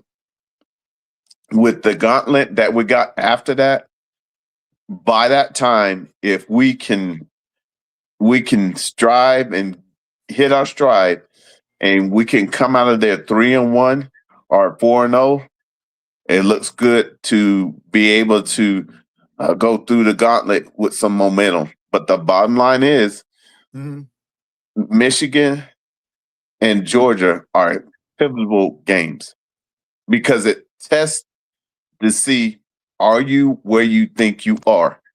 Because you either are or you aren't. And both of those games, you better bring your A game and you better bring your hard hat, because those are type of Slavanovka games that you better be able to be complimentary and move the ball and not go 3 downs and out.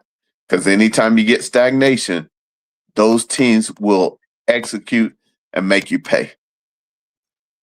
And then after the Georgia game, you have an open date, and you deserve it. But the catch is, though, see, these open dates come at different, and you only get one this year. Yep. You only get one. Ooh-wee. And then, So after your open date, I got Texas. spurs that jingle, jingle as I go riding merrily along. Y'all got Texas. And I have to admit, we are ready. We want Texas so bad because we didn't show up right, and of course we knew that. Now knowing that John Mateer is no way he should have ever started that game, but that's why you live and learn, and hey, it's okay. But this time, hey, that other quarterback over there he's not a pushover no more. He done got his bearings, so we're gonna have to be on our A game. And here's the catch with that: the question is going to be, because I've got this in my notes here. Texas spring drills began today, just like Oklahoma began today. But the question is going to be for Texas, what will the Arch Manning Cam Coleman duo look like?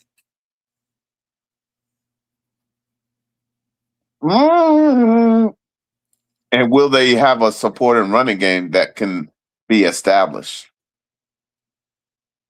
Well, you know what? I'm gonna tell you this, and I've said this for the last 2-3 years now. Roll Tide Twister to the stage. Welcome, Twister, to the stage. What up, Twist? The last couple of years, Bishop, where Texas has suffered, if you will, is in the defensive backfield. Yeah, you can that's true. Really throw on them. Yeah. You can throw on them. And until they address that problem,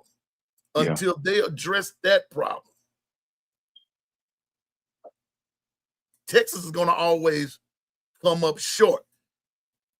They have always been under Sark. They've had some great offensive minds, some great offensive talent come through. Yeah. The problem with Texas for the last 2-3 years, I know, once you get past their linebackers, their DBs, they're weaker than Georgia's DBs. Being honest with you. That's how Georgia has beat them. Yeah, and that's why we always let you know your quarterback cannot be injured or cannot be ailing. You got to play the most healthiest quarterback against them so you can have the entire field to play with. And so, the simple fact is in this day and age, parity is the key. And if parity is the key, take no team for granted. You bring your A game to every team, and you ain't got to worry about at the end if you're in the playoffs or not. Yeah, so that Texas-Oklahoma game is going to be a good one. Also, then you all have Kentucky. Yep. And then you go to Mississippi State. Yep. Then you come home and play South Carolina. Then you go to Florida. Then you play Ole Miss. Then Texas A&M. And then you go to Missouri. Now, the thing is, Bishop, y'all playing Ole Miss again. Yeah. Didn't y'all play them in Norman last year? Yeah. And you got them again in Norman this year, according to this right here. We got to get our get back in that game because we made too many errors. You cannot play the type of teams we have in the SEC. You can't afford to make errors and expect to win the game. Too many errors. Yeah. And they play down to the competition after Ole Miss. You play Texas A&M, which is actually going to be a good game. Yeah. Y'all have Texas A&M in Norman, and then you go to Missouri, which was one of the old-fashioned, one of the old-fashioned. Appreciate you. I love that gumbo. Give me that gumbo. Yeah, but Twister, what's going on, man? Roll time, man. Just getting off, man. On my way to the crib. I hear you. Just hear y'all spinning that combo, man. I had a couple of jump into it. Hey, bro, we just doing what we do. We calling it like we see it, and everything, and Texas, both Texas, Oklahoma, and Bama have opened up spring drills for the spring, and we just Twister. I asked you what I asked Bishop. What do you want to see coming as an Alabama fan? What do you want to see coming from Bama? I already been saying all the time. Better blocking schemes, better running, better discipline. Psychologically be ready, prepared for anything happen to them. Be prepared. And I heard you guys talking about the blocking schemes of all positions, running backs, tight ends, wide receivers. And I'm gonna throw this in there too. You talking about the blocking? Yeah, the running backs. The running backs got to be like the last line of defense when it comes to checking out the quarterback. The running backs have to know how to block. They basically used to be the fullback, do the blocking for both the running backs and the quarterback. So now that I guess that old school fullback mentality basically gone, they got to be on the running back, and you got to have the strength to like hold down a linebacker or a safety or a corner. Basically, the running back is the last line of defense. The receivers, they got to learn how to block as well. Ryan Williams, you can catch the ball all the time, but your job you got to be doing some chicken fighting too, buddy. You got to start blocking your corners and your safeties. You got to block for them. Tight end, they basically out there just to block. Some of them are, but I know there's some of them out there like the catching tight ends, but most of the tight ends out there basically out there to block. So basically almost the whole offense, you'll have to learn how to block for whoever has the ball. Plain and simple. One thing that you said about the old fashioned, the fullback, that's the H back now, and depending upon the scheme or the offensive scheme that they're running at that particular time, that H back is just a modified fullback, and Oops has done well at Seattle with it, being able to pick up blocks and all that good stuff. But they call it the H back basically like a tight end. Like I like to be left them known as the fullback. But that's how the H back got started, from the fullback. That's how it got started. It started from the fullback, and so bringing in like a tight end, but what's that guy's name out of Arkansas? I forgot his name, but he was actually one of the best that ever did it back in the gap, and that's how, because it started out as a fullback. And when they moved him and everything, that's what they call him H-back. It started from fullback. But fullbacks, they got to bring that back. They need to make fullbacks great again. Yes. They need to make them great again. I mean, yes, they do. And me personally, Bishop, because I played the position, they need to bring back the wishbone as far as I'm concerned. Yes. And it still works. And it works. It works. Trust me, it works. I think only Army and Navy does that. I don't see nobody else do it. Army and Navy mostly do it when I see them play. And I love it because the fullback be in the back and he get the ball and he run it down the middle. They can do a lot of plays, reverse, trouble options, and get the defense confused. Well, you know what? Well, since we own that, I'm gonna skip to something right quick.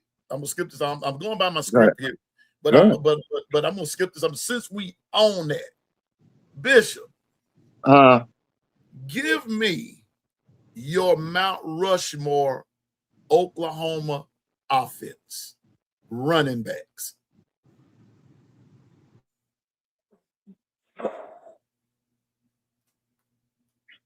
Chat, give me is it 4 or 5? Rushmore is 4, right? It's 4. Ooh, wee. Chat, give me your Rushmore running backs, Alabama. Chat, go ahead. Joe Washington, Uh-oh. Billy Sims. Uh-oh. Oh. AD, Adrian Peterson. Okay. Uh-huh.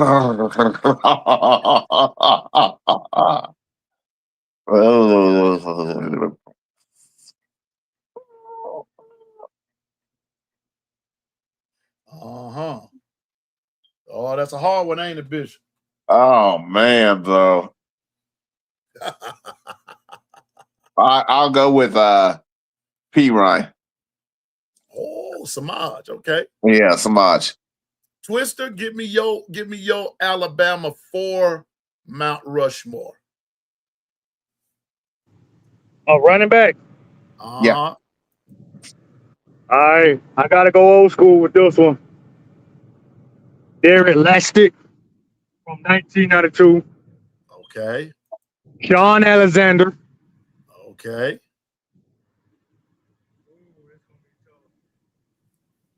Mm-hmm. I'm gonna say Trent Richardson. Okay. Okay. All right. That's not bad. Stick your chest out. I ain't mad at you. Stick your chest out. Yeah, and underground. Underrated. And I'm gonna say, like everybody gonna pick Derrick Henry, but I'm not gonna pick Derrick Henry. We all know he's the greatest running back to ever do it. But I'm gonna say this: people slept on, even though he only played for one season. Jameer Gibbs. That was a smooth operator. I just wish he played another year. Yep. Derek Lastic, Sean Alexander, Trent Richardson, and Jameer Gibbs, and honorary mention Josh Jacobs. Oh, Tulsa McLean. Easy. Well, since I'm the host of the show, For sure. I'm going to give it from both perspectives. I'm going to start with Oklahoma. Well, I'm going to show my age, but here we go. All right. Greg Pruitt. Mm-hmm. Elvis Peacock. Oh. Billy Sims. Mm-hmm. Mm-hmm. Mm-hmm. And Marcus Dupree.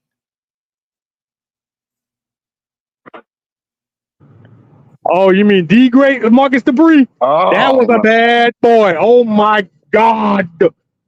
My God, that was the running back. Man, oh my goodness. Now Bishop, I need you to tell me I didn't pay attention to Oklahoma. Man, we have been watching them teams play, buddy. Bro. Marcus Dupree was a bad man.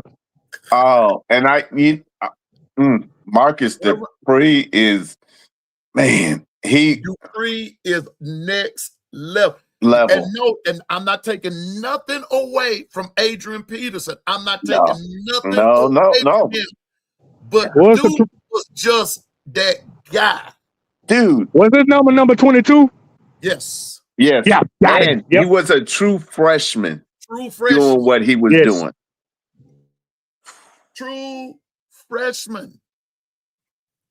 And if I had to go, and I'm just going to stick with Oklahoma right quick, because I'm going to do the same thing with Alabama.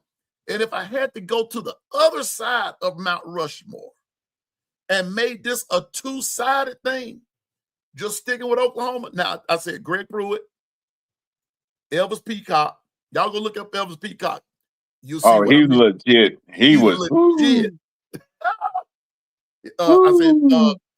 I said Greg Pruitt, Elvis Peacock, Billy Sims, Marcus Dupree, right? Right. Let me flip this over again. And let me show you about Oklahoma again. Now, these some guys. Here we go. David Overstreet. Kenny King. Oh. Now, I said running backs, right? David Overstreet, Kenny King, Adrian Peterson, and P. Ryan.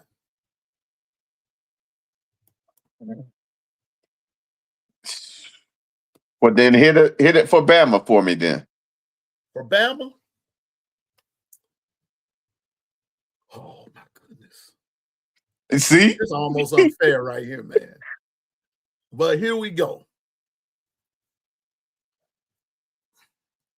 I'm with Twister. I'm not going to bring up Derrick Henry. Matter of fact, I'm not going to bring up Derrick Henry, and I'm not going to bring up Mark Ingram. I won't bring up them two. Okay. Their Heisman Trophy. Their Heisman trophies says it all. I don't have to bring them up. They don't have to go on Mount Rushmore. Why? Because they are Mount Rushmore. Facts. I'm just saying. I'm just saying. So here we go.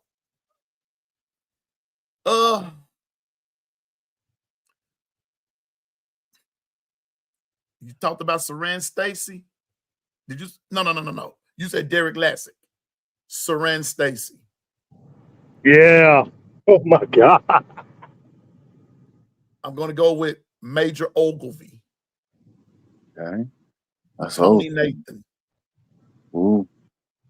And I'm going to go with another running back by the name, and I'm going back a minute, by the name of Harry Gould. I heard of him. Kerry Gould. Mm-hmm. It's hard. It's hard. And I could throw in on the other side of that. Go ahead. And make this a two-sided Mount Rushmore. Defense-wise. And here we I'm still on offensive backs. Still on running backs. Gotcha. Alabama. I'm Josh Jacobs. Just kind of, I ain't putting him as no honorable mention. Josh Jacobs. Yeah, he's the dude. Bo Scarborough. Oh, good mugger. If he would have stayed healthy.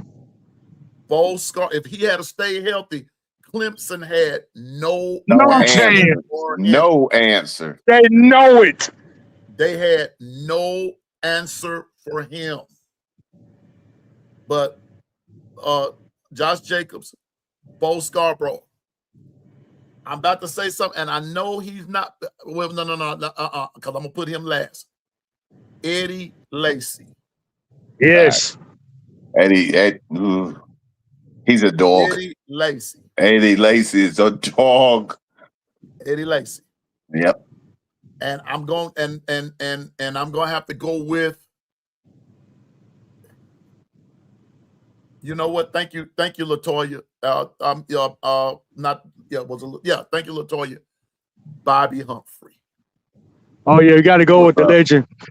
Yeah, but it's so hard. It is so hard. It is so hard to name all these running backs because there's so many great ones we had, like Kenny Darby, and Antonio Beard, Castillo. Who else? Dang, boy. Charlie Williams. You had come on, man. You had too many. There's so many of them. You didn't even get off into back in the gap. You even had a dude by the name of Billy Jackson who was a fullback. Fullback was putting in work. When he hit the two, when he hit that A gap, you could kiss it. And he got past the middle linebacker. You could kiss it goodbye. Forget it. Billy Jackson was gone. It's hard to name them. Man, there's so many good running backs that came through Alabama. It ain't funny, man. It's just hard to find your favorite, but I just got them underrated, man, because those guys, man, Josh Jacobs, man, had no stars on him, became a first-round pick. Facts. And still dominating the NFL to this day. Mm-hmm. I forgot to mention Keon Drake. He was a beast, he was up there too. A slashing running back. Yeah, TJ Yeldon. All of them. You know. TJ was the dude, man. My favorite play with TJ Yeldon was against LSU.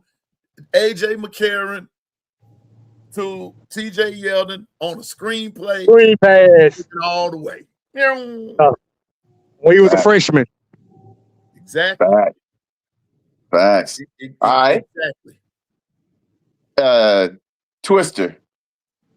Mount Rushmore quarterbacks. Woo! Okay. Okay. Like, we got to throw in Bryce Young, man. He was the first Heisman quarterback. Bryce Young is one. Tua Tagovailoa. Wait a minute. Say that last name again. Tagovailoa.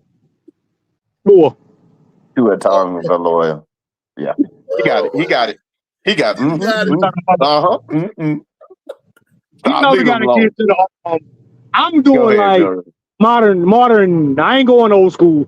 If you want me to go old school, I do that on the next one. Modern day, I'm gonna go with Bryce Young, Tua Tagovailoa, our hero, Jalen Hurts, and the catalyst of all the things that happened, AJ McCarron, the current coach of the Birmingham Stallions. AJ McCarron, got to throw him in there.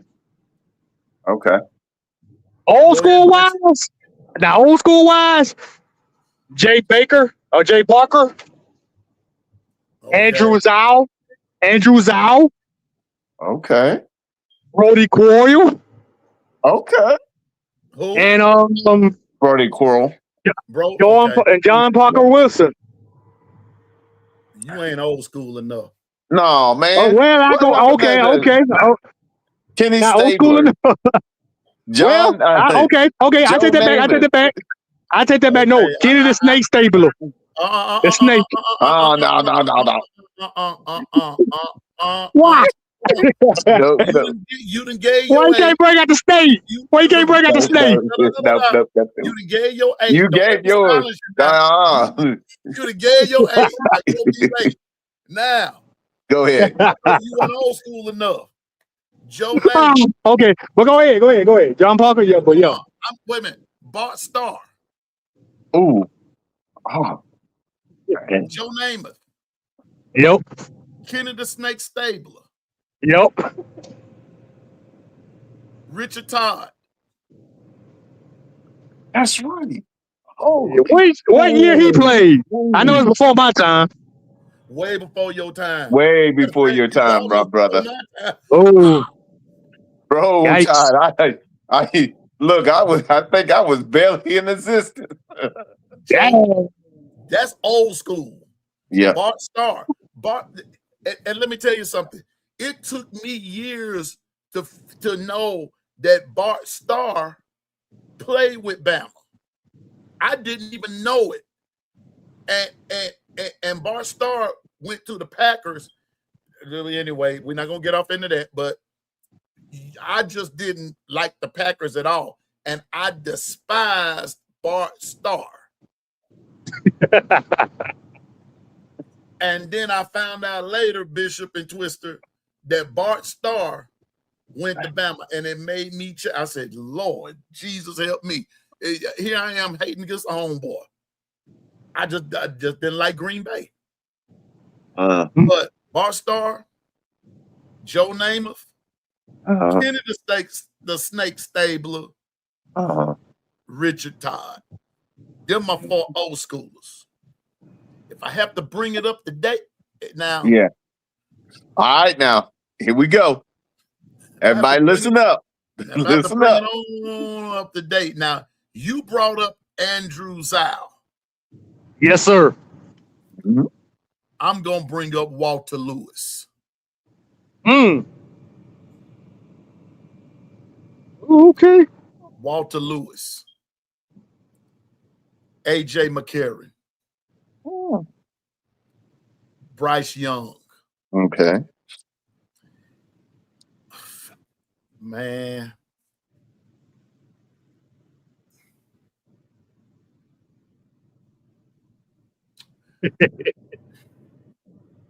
I know. It's hard. I understand.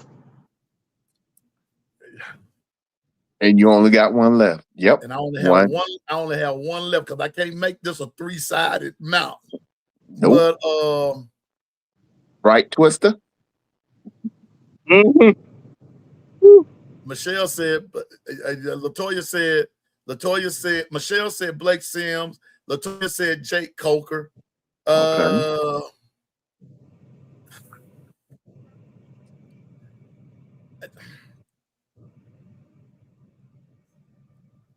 Me, I was out there. Oh man. Let me see. My fourth one would have to be darn man. I'm going to go with Mr. Underrated. I'm going to have to go.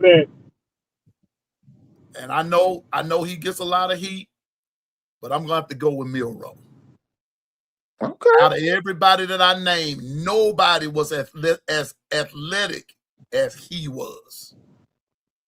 I give you that. Okay. You have to go with pure athleticism. Out of everybody I just named, nobody was athletic as he was. Now, I granted, he may not have read the short very well, but who could beat him running when everything collapsed? What we got going in the chat? What did they come up with? Steven said Milroe's honorable mention. Okay. J. Cole said Tua. I think they was responding to my fourth one. Yeah. Now, Steven, I'm gonna be honest with you. Mac Jones was on my radar screen. Mac Jones. I wonder what's going on. But Steven said, "Hey, it was hard. It was hard. I know. He had to go quarterback. It was just hard." Steven said Bryce, Tua, AJ, and Mac. You know, Steven said that right. He said those right there. Okay, Bryce, Tua, AJ, and Mac Jones. He said those. And that's a good one. I like that. Those are good. And let me see, I'm trying to Joe Willie, Jay Barker. You see, they like that Joe Willie now. Bart Starr. William Bryan said Bart Starr and Stabler. See, he know what time it is. You're gonna get the old school, but you're just talking about Bart Starr, Stabler. Yeah, we don't want to. Hey, much respect to the foundation. That's the foundation of it all, man. Yeah. Now, wait a minute. See, I'm about to say something. Reuben Foster was not the first person to fire up a cigarette on an Alabama sideline. It was not the first player to fire it up like that. It was Kenny Stabler. Them dudes. Fact. He was different. He was different. Man. Them dudes were different. Bear Bryant would even fire one up.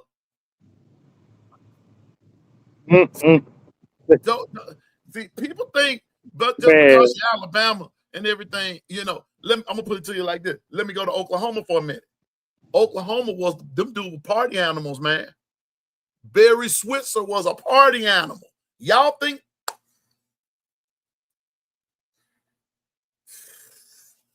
Man, please. Hey, hold on. Hey. Yeah. Everybody talking about Jimmy Johnson and his crazy coaching abilities, but y'all don't forget Barry Smith was a crazy joker too, man. Bro. And Steve Spurrier and all them old coaching, man. Come on, man. I'm telling you, man. Those are wild coaches. Jimmy Johnson was actually an angel compared to Barry Switzer. Switzer was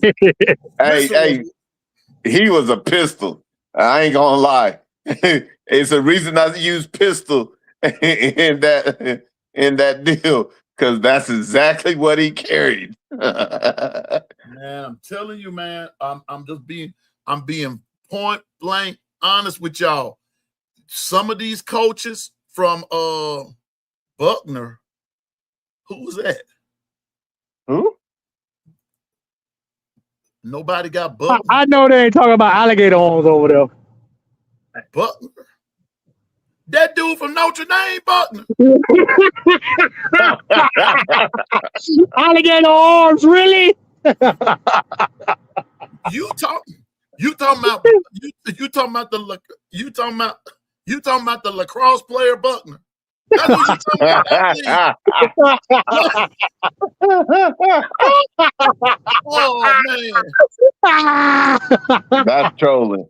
That's trolling for real, yo. That's some trolling right there. Dang. Buckner's Hey, let's go to the defensive side. Let's go to the defensive side of the ball. Wait a minute. We're gonna stay right here for a minute. Buckner is Icebox son. Icebox, really? Wow. No, Icebox hit that. Wait a minute. You better not let Icebox hit it. Throw it in the dirt, Buckner. Right before people's feet. Wait a minute. He not throwing the ball to people's feet. Hey, Twister. I'm gonna call him short hop, Buck. Man, alligator arms, man. Alligator arms. Short hop Buckner. That's what ain't nobody called Buckner. Don't need to do.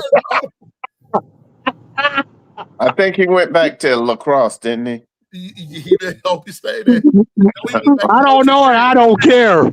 Man, Buckner. Man, I don't know and I don't care. I thought you were talking about Quinn Buckner. I was about to say, man, we ain't talking about basketball now. Wait a minute. Man, they said Buck. Man, y'all hurt my head. Head down here. They got me a headache. Not his real. Well, wait a minute. If it ain't his real son, then it's his fake son. What's going on here? Boy. Y'all wilding today. Hey, Icebox, you listening, buddy? Wait a minute. The fingers. Wait a minute. Look at William Bryant. I don't want the ball, but.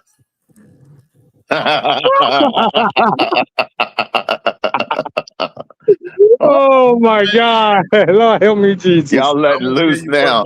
Look, y'all been waiting to let loose. Y'all might as well let it loose now. Not his real son. Please can we go to the defensive side of the ball, please? Wait, no, we're gonna stick with offense for a minute.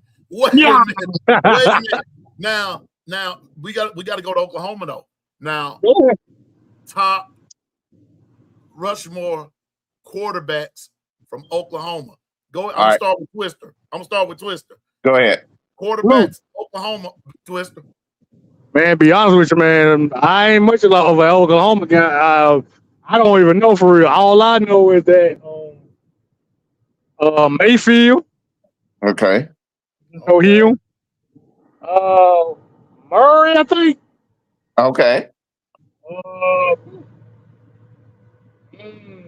You doing good. I don't.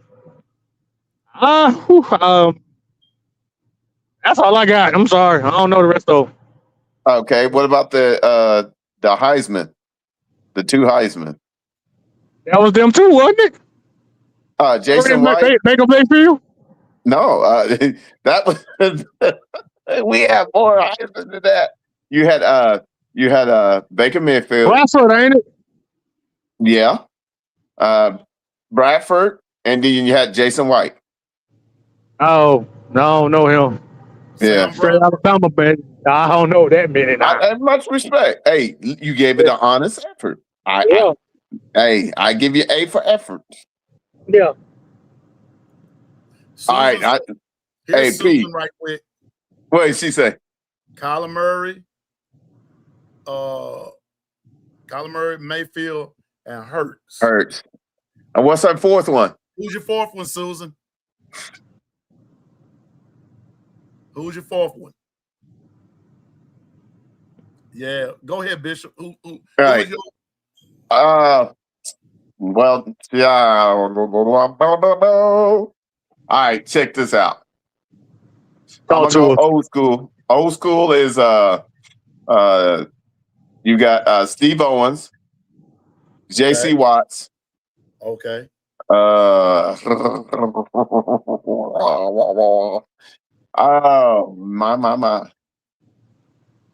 And then Holloway, Jamel Holloway. I remember him. Oh, wow. I had a word that jumped on my head. I remember him. He the first person that won a 6A championship. Is that guy? Yeah, as a true freshman. I remember that one. As a true freshman. Yes, I remember that one. Oh, my goodness. Oh.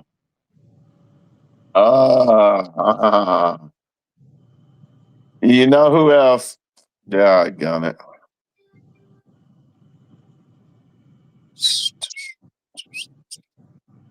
Man. Oh, that's hard. Because I'm going to leave somebody out. Yeah. Well, if it's going to be left out. I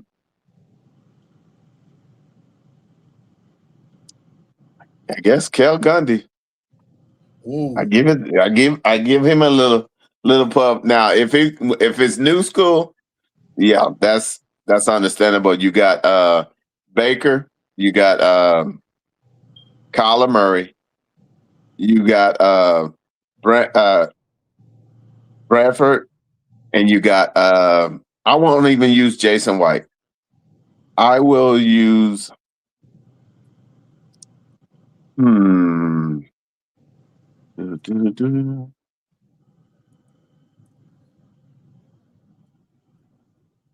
There's one. I remember him.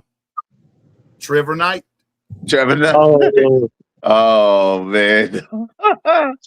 Oh, okay. I'll go with dang, bro. That's so hard. Hurts.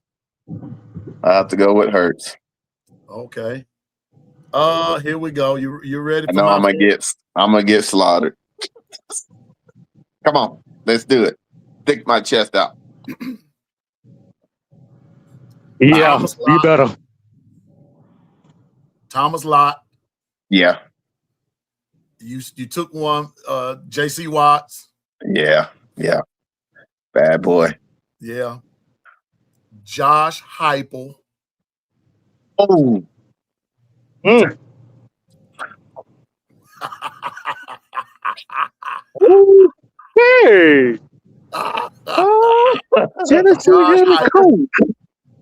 Josh Heupel. My bad. And I'm going to also go with Baker Mayfield. Josh, my buddy. Mike, forgive me.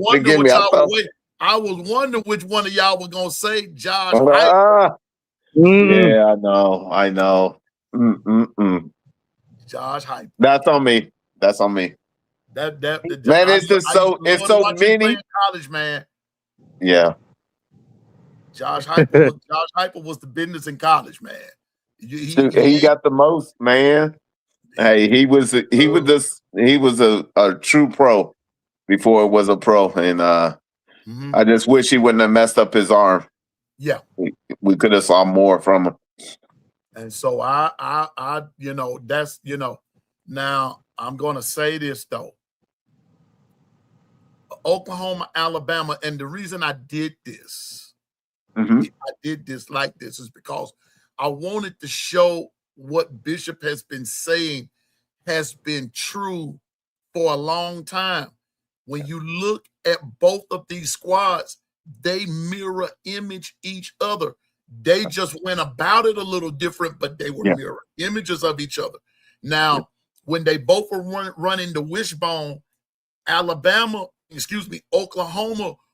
had the better speed backs, but Alabama had just as good as O-line as Oklahoma did, just to make holes going up the middle and sealing off the edges to allow them to get outside. But you can't. It's like you got 6 in one hand, half a dozen in another. Just like when I did my Mount Rushmore for Oklahoma on those running backs. People forget all about Marcus Dupree. Before there was an Adrian Peterson, There I'm gonna get was spanked. Marcus Dupree. Marcus Dupree. Oh my goodness. Oh man, it's a 30 for 30 about him. And he was him. Yep. He was him for real. Dang, bro. I'm just saying, man. Both of these schools are legendary. Facts. They're both legendary. Yes, I'm a Bama fan, but I've watched Oklahoma just as much. And I'm gonna tell you something. When Oklahoma, now I'm gonna show you this. When Oklahoma had Thomas Lott at quarterback, Kenny King at fullback, Billy Sims at the right, David Overstreet at the left. They were virtually unstoppable. But if you go back a few years and you had Thomas Lott at the quarter, Kenny King, I think, at the full, but you had Elvis Peacock on one side, and I think you had Billy Sims. Okay, I can't remember how that went because Billy Sims was younger. Those guys, is it Ohio State they played? And Ohio State ain't caught up with them dudes yet. I tell you what, when we say blue bloods, when you can go back and when you get done doing your Mount Rushmore and you end up leaving somebody out and you know good and well they should have been part of it, that tells you who are blue bloods. Mm-hmm. Because I tell you what, and from 2009 on, your running game was the standard. Because it had hit after hit after hit after hit after hit. So here's the key is that both established the running game way early in the day, but now in this time and age, we know how to run the ball, but we have coaches who choose not to when it needs to be established. And that's the caveat that needs to change. Because see, it's funny that the two proteges of Nicholas Saban ended up in the national title game, and both of them had the same caveat to get there, the same game plan. So hey, the proof is in the pudding. Roll Tide, what the business is, Carla. But I just brought that up, about the two, the two, both Alabama, Oklahoma, and Texas have started their spring drills. It's going to be very interesting. Yeah, definitely. And Stephen, I hate to agree with you, but it is, and I can't stand it because I love running the football. I love seeing them run the football. And but yeah, you got it right, Stephen. I mean, I can't even refute you, brother. It is, and I can't stand it because I love to see a good old running back run that bad boy north and south. You run straight up, then off tackle is good and fine too. I like to see running, but that north south running versus that slant stuff, give me that, let's see what's happening. But for me, I'm so old school. I want to see play action. I want to see us hit 36 crossbutt, 22 crossbutt, and then come back with a play action play off of 36 or 22 crossbutt. Right. And so we but that's just me. Me too. So we got a couple more things. Now I can cross the Mount Rushmore off my list. That was fun right there. That was fun right there. And Twister, next time we're gonna do some more teams and offense and defense. Could you imagine the defense? I ain't even gonna do defense today. No, not today, I ain't boy. gonna do defense today. No, because And that's what we're known for. Alabama's known for defense, but you don't want to mention it right now. Ain't that something? Yeah. We got a long summer. We good. We good. You got a long summer, bro. Trust me. You got a long summer. Because you can't, I tell you what, there's no way. I tell you what. Twist, I'm gonna make it real hard for you. Name me Oklahoma's Mount Rushmore on defense. Man, to be honest with you, man, I only know one person. Oh, That's it. I only know one person. Bo Jackson's rival, the boss. The boss. Okay. Boss. Bo Jackson's you rival. got the boss. You got the boss. You got Roy Williams, Superman. Mm-hmm. Yeah, I heard of him. Yep. Yeah. You got Tommy Harris. Yep. Defensive lineman. And Usa. Who is somebody that this? I'm gonna have to say Rocky Kalmus. Okay. He was with our boy in 2000 national title. Mm-hmm. Well, Mount Rushmore, right? Yeah.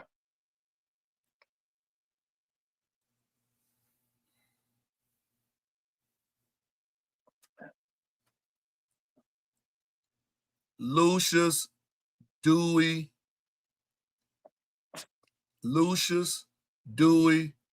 and Leroy Selman. That's three of them right there. Yes. Twister, you see how Bishop just sat there? I'd have made him sit up in his own chair. Yeah. When you say defense, you got to start with the Selman brothers. Lucius, Dewey, and Leroy. And I'm going to go with one more. I think his last name was Castile. Oh, no, you didn't. Yes, I know who you're talking about. That dude was cold. Casillas. Tony Casillas. Tony Casillas. Cold-blooded. Hey. Now, Twister, I went straight old school that time. Yeah. Tony Casillas is foundations. Anybody that has ever come through Oklahoma, you got to build on those four that I just named. No, but let Twister. All right, Twister. Do Bama. Mount Rushmore. Okay. Wait a minute, and Twister. Choose correctly. Ooh, wait a minute. Hold up. Choose correctly, okay. Choose correctly. Okay. He done threw down the gauntlet on you, Twist. Cornelius Bennett. All right. Much respect. Derek Thomas. All right. Who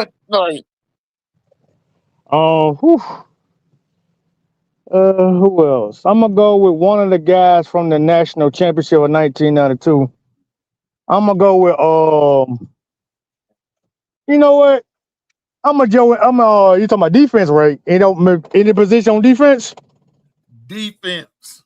Choose okay. Defense. You Okay. Defense. Okay. George T. Okay. All right. That's three. Defense. And I'm gonna go with my favorite linebacker. Reuben Foster. Twister. Twist, you still there? Uh-oh. Uh-oh. Steven, I think the voices got him. The voice of the No Mercy got him. Somebody got him, Steven. You might want to put out an APB. Hey, he did. He put a little stank on that. I have to give him. He did all right. He did all right. All right, well, give yours now. No, you can't be. No. I'm gonna give mine. last. Go ahead, Bishop. Oh man, don't do me like that. All right, check this out. I'm Fitzpatrick. Ooh. Woo. Okay. Mm-hmm. I like game changers. What was his name? All right.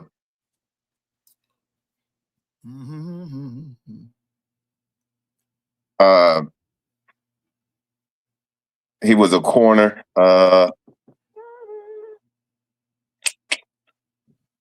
Okay. Here's what we're gonna do. We're gonna do what's that? McLean. Come on. Okay. What was that D tackle that quarterback on the defense?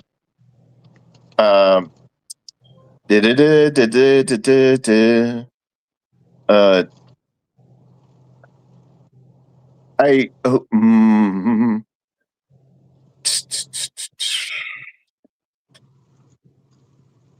oh, Anderson. Ryan Anderson. Yeah, you're that. No, nobody could block him, and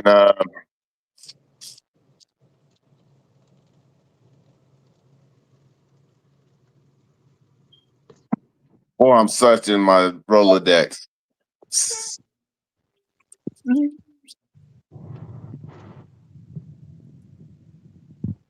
Okay.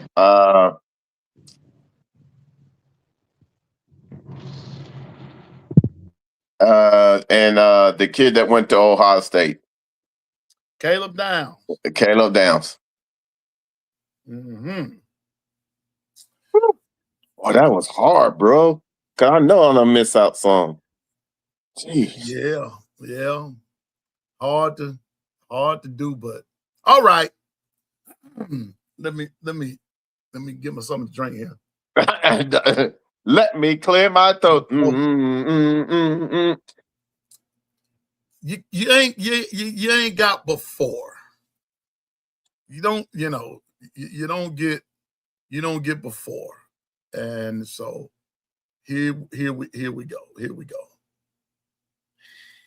And everybody you got your favorite, but I'm gonna start off with the one, the only, Mr. Will Anderson. Yeah, that's who I was talking about. Will Anderson. Got to start Will Anderson. Yeah, he's a game changer. He's a game changer. Got to start Will Anderson. Now, then let me go back to a little old school. I got to go with a dude by the name of Barry Krause. Okay. Barry Krause. Oh, snap. Go ahead. And let me see. Hold up here.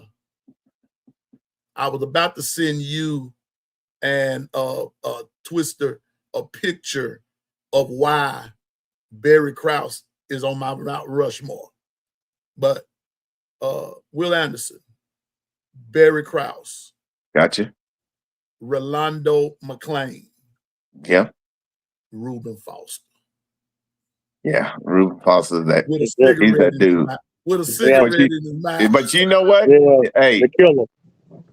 What about Biscuit? Back in the day? Okay. The one that what's his name? He played for the Kansas City Chiefs. Derek Thomas. God. You talking about someone that changed the game? Derek Thomas and Cornelius Bennett changed the game on how linebackers look. And Derek Thomas, Cornelius Bennett, Will Anderson. Those dudes crazy, man. Those dudes are crazy. I ain't even gonna lie to you on that. Those guys are crazy. And I just wish that God rest Derek Thomas. I wish that Derek Thomas was around to see the game today. Man. Yes. Can I tell you something else? I'm gonna say this. I'm gonna say this, and I'm not meaning to make this sad or anything. No. But y'all know what? Who I wish? What I wish? I What's wish that? Derek Thomas, Reggie White, Oh man. and Jerome Brown. Wow. I wish those 3 guys were alive right now. Man, I'm about to get teared up thinking about it. I wish they were alive right now to see how this game is being played. Especially Reggie White. How they played the game. And if I had to throw a 4th one in there, I wish Derek Thomas, Reggie White, Jerome Brown, and Dick Buckus could see how this game is being played today. Mine is Deacon Jones. Deacon Jones. Yeah. Someone's in the Matrix. Yes, William Bryant, Cyrus Jones. But, I just wish that those 4 guys that I named that have gone on to be with the Lord, I wish that those guys could see how their positions are being played today. Yeah. I'm going to tell you another one I used to like. Mike Curtis. You know who else? My cousin, Rosie Greer. Rosie Greer. Much love and respect to Rosie. Much respect. Much respect. Yeah. Dang, boy. Oh, man. And we got to understand, in that era, the type of rules that they played in, it was a totally different game. It was a train wreck. Steven said, what was that monster on the Raiders back in the day? Which one? Which one? You had Lyle Alzado. You had Bubba Smith. You had Bubba Smith. Sistrunk. You had Jack Tatum. Jack Tatum. Lester Hayes. Lester Hayes. Atkinson. The Raiders. The Raiders were just, hey, look, they come to brawl. Let's just, you better, hey, stick them. Biletnikoff. Oh, wait a minute, hold up. Here we go. Jack Tatum. Jack Tatum. Oh, we call him Mr. Tattoo. Mr. Tatum is the reason Derek Stingley. Yeah. And I saw when that happened. When the Raiders and the Steelers got together and played. That was physical. That was a physical game. Now, Michelle, I'm about to tell you something right here. Now I want to go back to a statement that you made, dear. You were talking about being scared. Nobody's scared to play Bama anymore.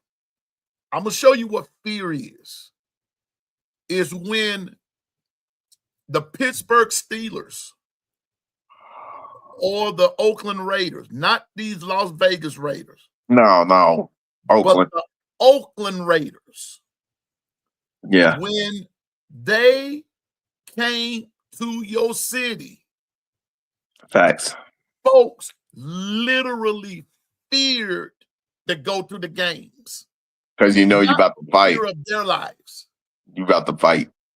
But the fear on the field, the fierceness that was on the field, and then the fights that would happen in the stands between rival fans. No doubt.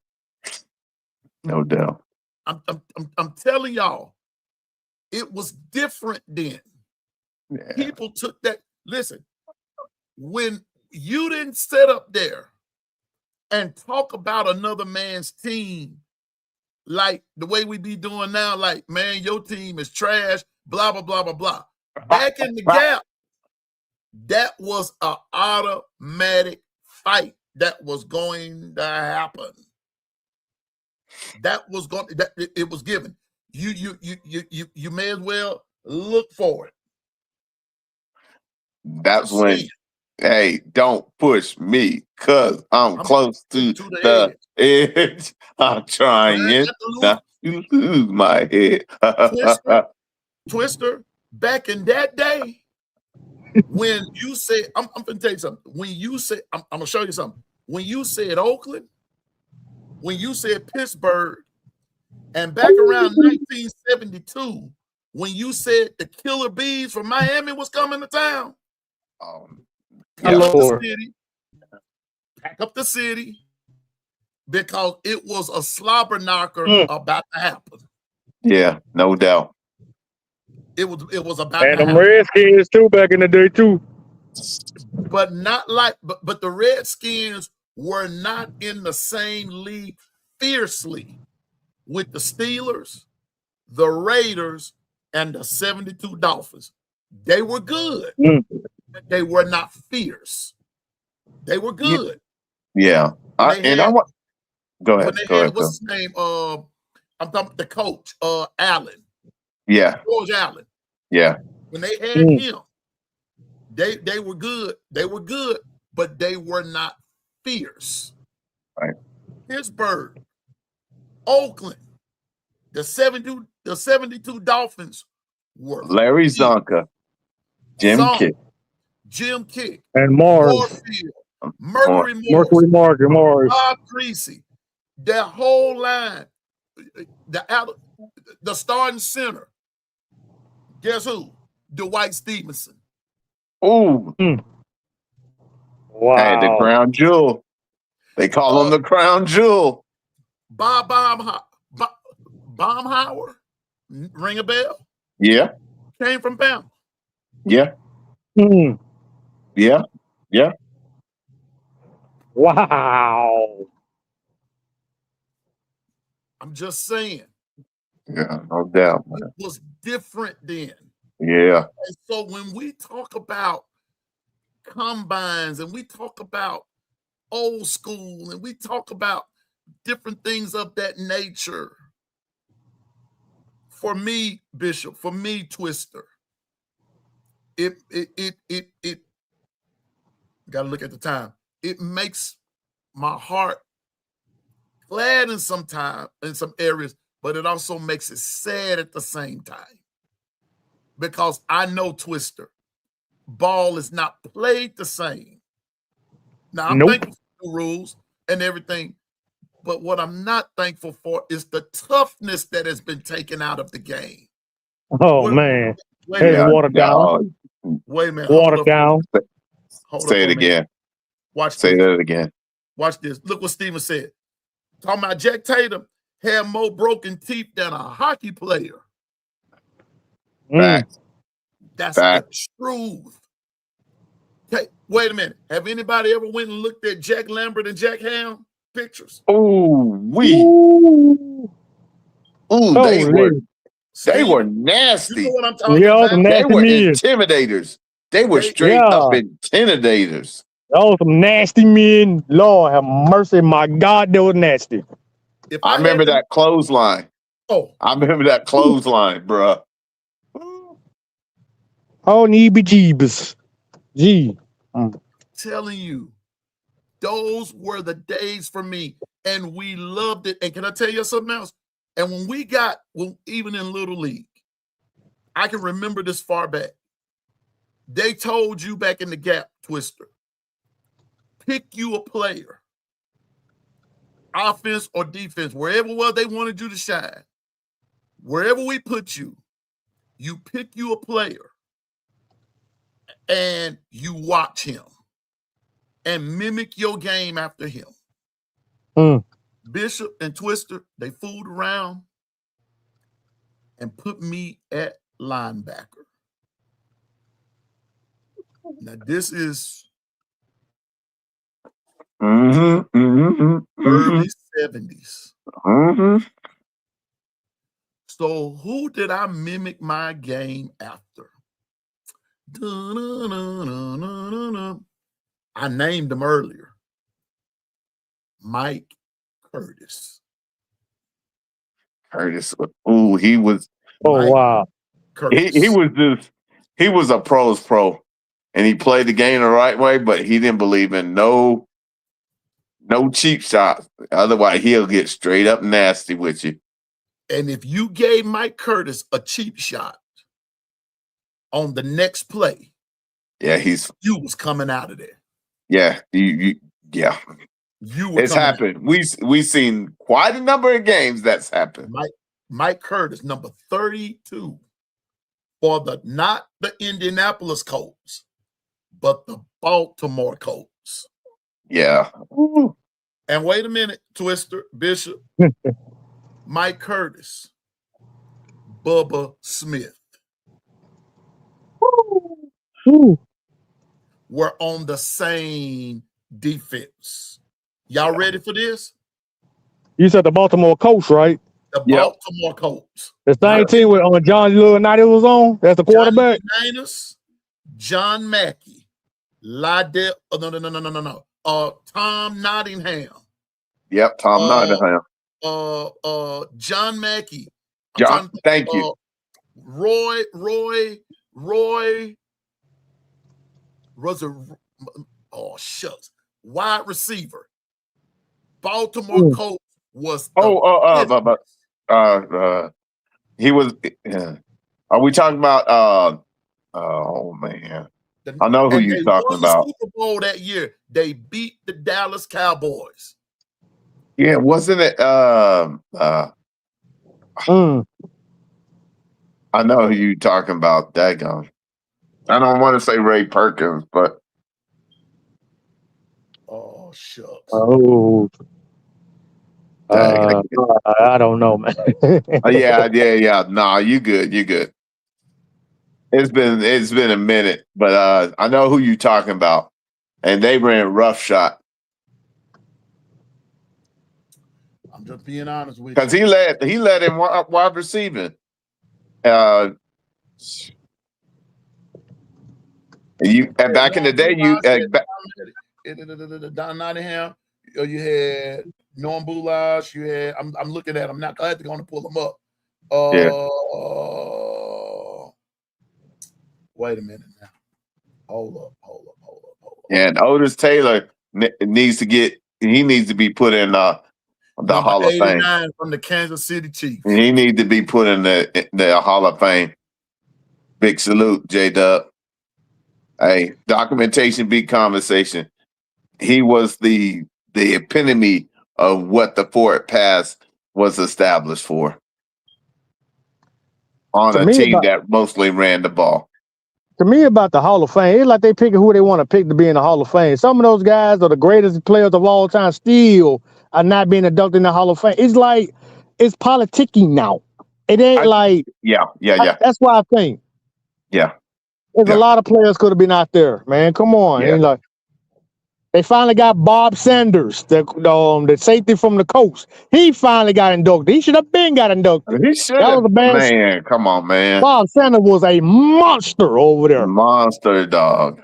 And y'all got him now being in the Hall of Fame. He should have been on that about 10 years ago. Bro, it's there's a whole bunch of man. Hey, there's so many. You got Carson, you got Lawrence Taylor, you had there was a whole bunch. We're talking about then you had with Washington, you had that offensive lines, the Hogs. Yep. Russ Grimm, Jacoby. Bro, you're talking about an era where being tough and being aggressive, that's the only way you're gonna be in games.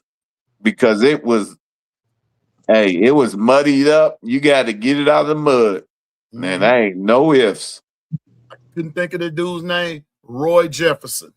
Yeah. With John Mackey and Roy Jefferson. You had Roy Jefferson, John Mackey, Sam Havlitt, and Eddie Hinton. And on the O-line, believe it or not, Alabama fans, Bill Curry. Yeah, Bill Curry. And he hit out a lot in Oklahoma. Yep. Bill Curry was the center. And then you had, I want to say, Ray Perkins wasn't on this particular team, but Ray Perkins played back then. Bama has made an impact on the whole NFL in every era. Every era.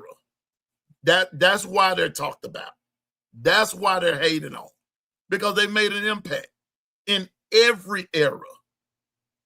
So the bottom line, what Pete was trying to establish is that the standard has always been been through our fabric of our tapestry. It's just a matter of now we're in a new dispensation. Does these coaches understand, and can they raise their level to where they keep that going? Steven, you can't talk about the NFL and not bring up Bama. Got to be able to talk about you cannot legitimately talk about. Matter of fact, you can't talk about the NFL and not bring up Alabama. You're gonna find them somewhere. So Alabama. So when we talk football, I might not be talking about Alabama just personally, but bro, trust me. If I bring up anything remotely about the NFL, that name automatically goes to the top. Yeah, it's going to be there. So when we talk football, we're talking football. Bama's name going to be there. Yeah, no doubt. I'm going to give you a history lesson, but this here from the Bible. Did you know the book of Esther is the only book in the Bible that the name of God is never called, but we all know who saved Israel from their trouble? Well, I don't have to bring Bama's name up every time a sentence comes, but trust me, we know who the business is. So it's not that we become an NFL channel. I just expanded my search. And what our search is the fact that no matter where you turn, watch this, because sooner or later, got a long summer. I'm going to bring up some CFL. There's some Bama players in the channel. It's all over the, it's all over the place. What about that new the spring football? Birmingham Stallions. Oh, come on. Birmingham Stallions. All the way. 3 times champions. Back to back to back. 3-peat. What Georgia tried to do and couldn't do it. In the semi-pro, Alabama did it. In semi-pro, Birmingham Stallions 3-peated. I just love talking football. But that don't make me diss everything. You know, and I ain't got to explain it to nobody, but you know, I just love football. I can't wait for the Birmingham Stallions to start up. Matter of fact, I'm glad you brought that up because I got to get in touch with somebody so I can get some. Yeah, start talking about them. Yes, because I'm gonna support them. Yes, AJ sir. McCarron. Yes, the coach. Yes. Oh yeah, they sleeping on him. They sleeping on him as the world. What's up, as the world? Good to see you. Double A, roll. Wait a minute. Double A. What? Bro, what are you talking about, man? That's Double A right there. What's up, Double A? Ask the world. Yeah, the people start sleeping on my Tide. I think they sleep on them. And I'm just saying, I believe that the Tide is going to be surprisingly good. But I also believe that people are going to give us a run for our money like we always do, but I think we're going to be okay. Now, what you will never hear me say on this channel. Now, I'm going to go ahead and I'm going to shut this down now. What you won't hear me say on this channel and what I see on other channels, Bishop and Twister, is who I think Alabama going to lose to. You'll never get that from me. No, sir. No, sir. No, and that will be a nope. I see I think we're gonna be 10-2. Not me. Now, what I will say is certain games, Bishop, may have me worried. Yeah. And everything, but you will never get me to say we're going to lose this one or we're going to lose that one. What's up, Martavius? Now, that part you won't get out of me. Do I think we can win them all? Yeah. Yeah. Now, will we? I don't know. Because I don't know what the future holds. But I have confidence in my team. But I'm just saying, man, I'm just at this point to where, and then we got about 10 minutes because I got to get to this last point. Go ahead. To the last one. But we've talked about everything on the script, Bishop. We've almost done it. But I know. We've almost done it. Now, I did this morning. Bishop, I got credentials. I know you do. You got credentials. I got so proud. I am so proud of this right here because I got a chance to see future legends in the making, in their processing, in their and now that we're back on that subject, I wanted to ask you, because I want people to understand how important you and AEW are to making sure that we don't let none of our babies to slip through anymore. Yeah. Bishop, when I saw these guys, yeah, and girls, got to throw the girls in there. When I saw these ladies and gentlemen just out there doing the doggone thing,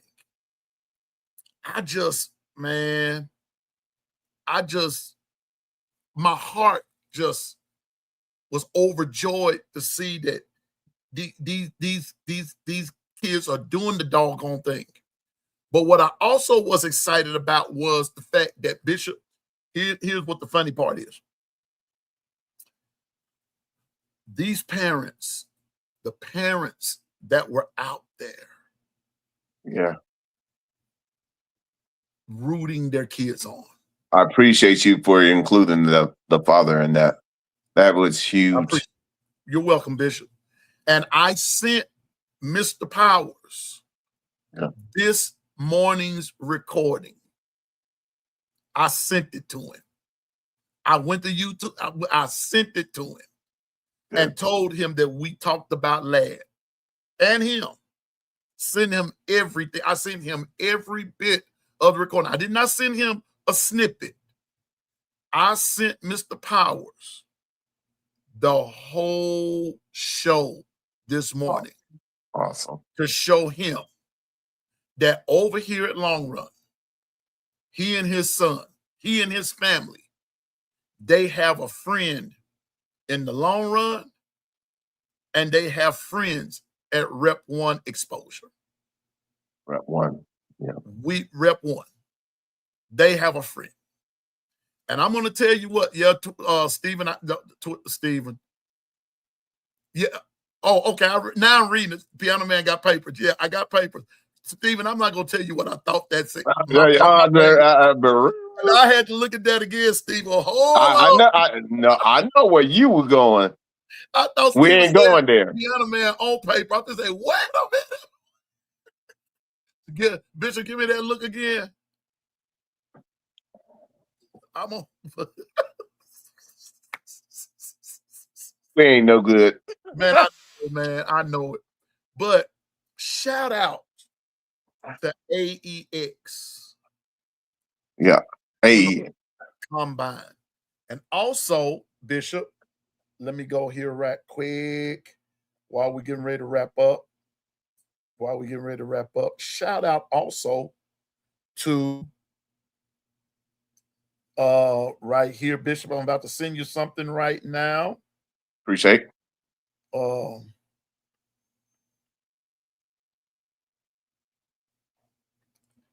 Right there. Shout out to Scout Smart. Shout out to Scout Smart. Wow. Like I said, AEX National Combine, Scout Smart, all of them were were a part of where I was Saturday. Beautiful. I just got it. Yeah. Shout out to all of them that made this possible. And I want anybody who's listening to know. I want everybody who's listening to know that over here at the Long Run, we value your child. Male, female, we value your child. Facts. And whatever it is that they're trying to endeavor, let us know. Let us know. And I tell you, I got Stephen. I'm gonna say this, and we're gonna make this. I'm gonna let Bishop close us out on some parting words, and we're gonna get out of here. Stephen, don't forget Bama needs lad. You got that right. But until Bama realizes that this dude is a diamond in the rough,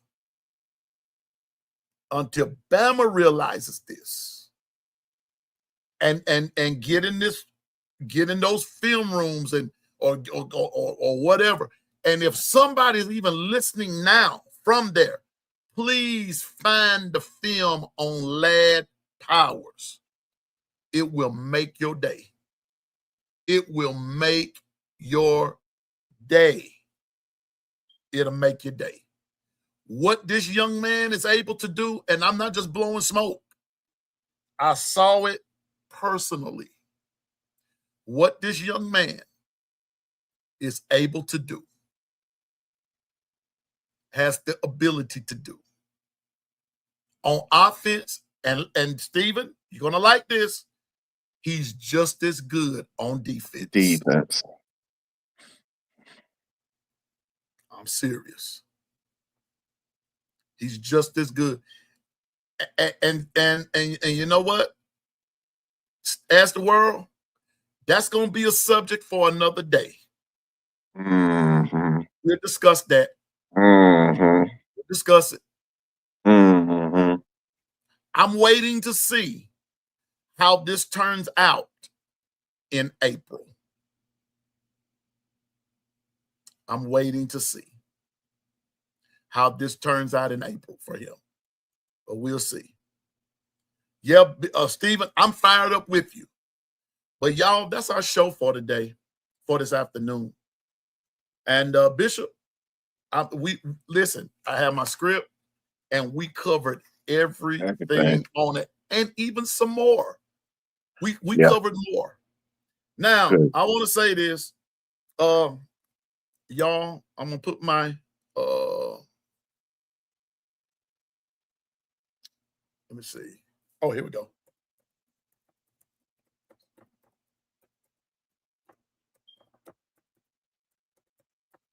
Y'all, there's my email address.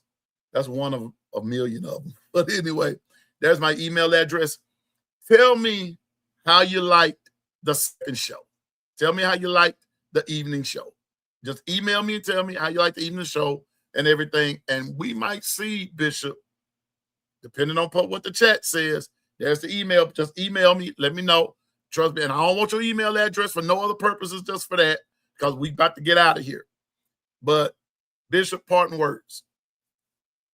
When all's said and done, you only get one opportunity to seize your moment. Don't take it for granted, and do your due diligence, and make sure you study the tapestry so that you'll be prepared for success.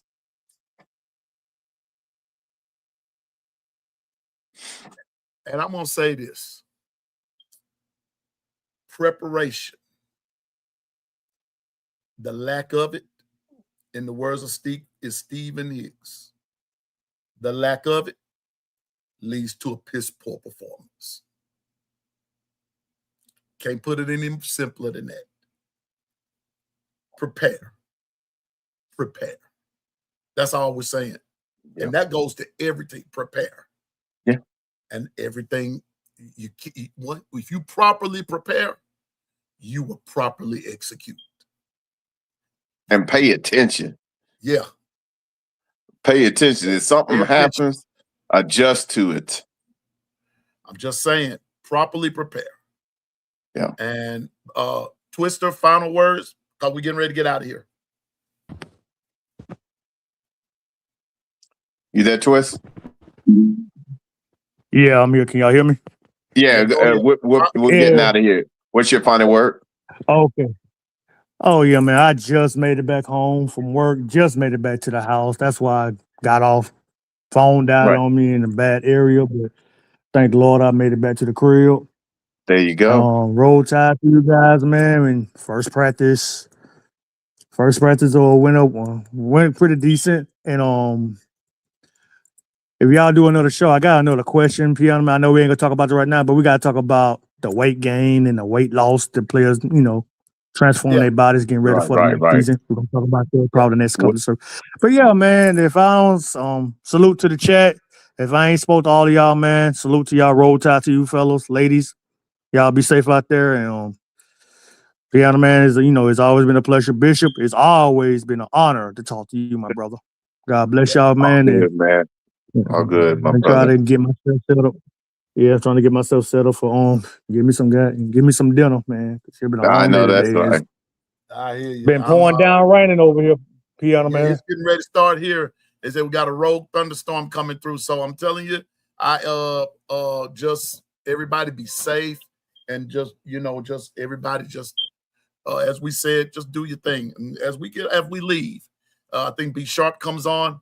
But as we leave, just remember, stay focused, drive, and go forward in the name of the Lord. And remember, you can do all things through Christ that gives you strength. I promise you can.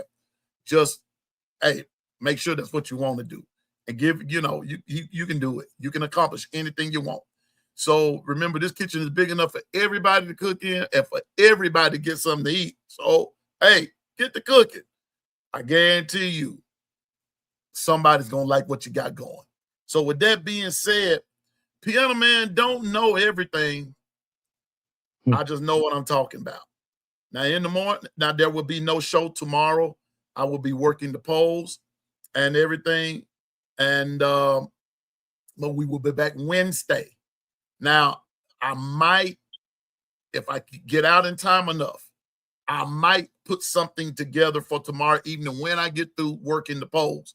I'm working the polls tomorrow. You got to make the extra change there. So when God give you some opportunity to make some extra change, you hop on it. But I'm telling you now, Wednesday is We Want to Know. And I'm giving y'all, no, I'm not going to tell y'all what my I want to know is. I'm going to say that. I'm going to say that for Stephen Hicks. I'm going to say that especially for Stephen. Okay? And so, but we will not have a show tomorrow. We will have one Wednesday morning, bright and early at the same regular time, okay? And so y'all have a great evening. Let's go join Be Sharp and let's do the doggone thing. So with that being said, the gumbo chefs are gone for the evening. They're going to enjoy their families.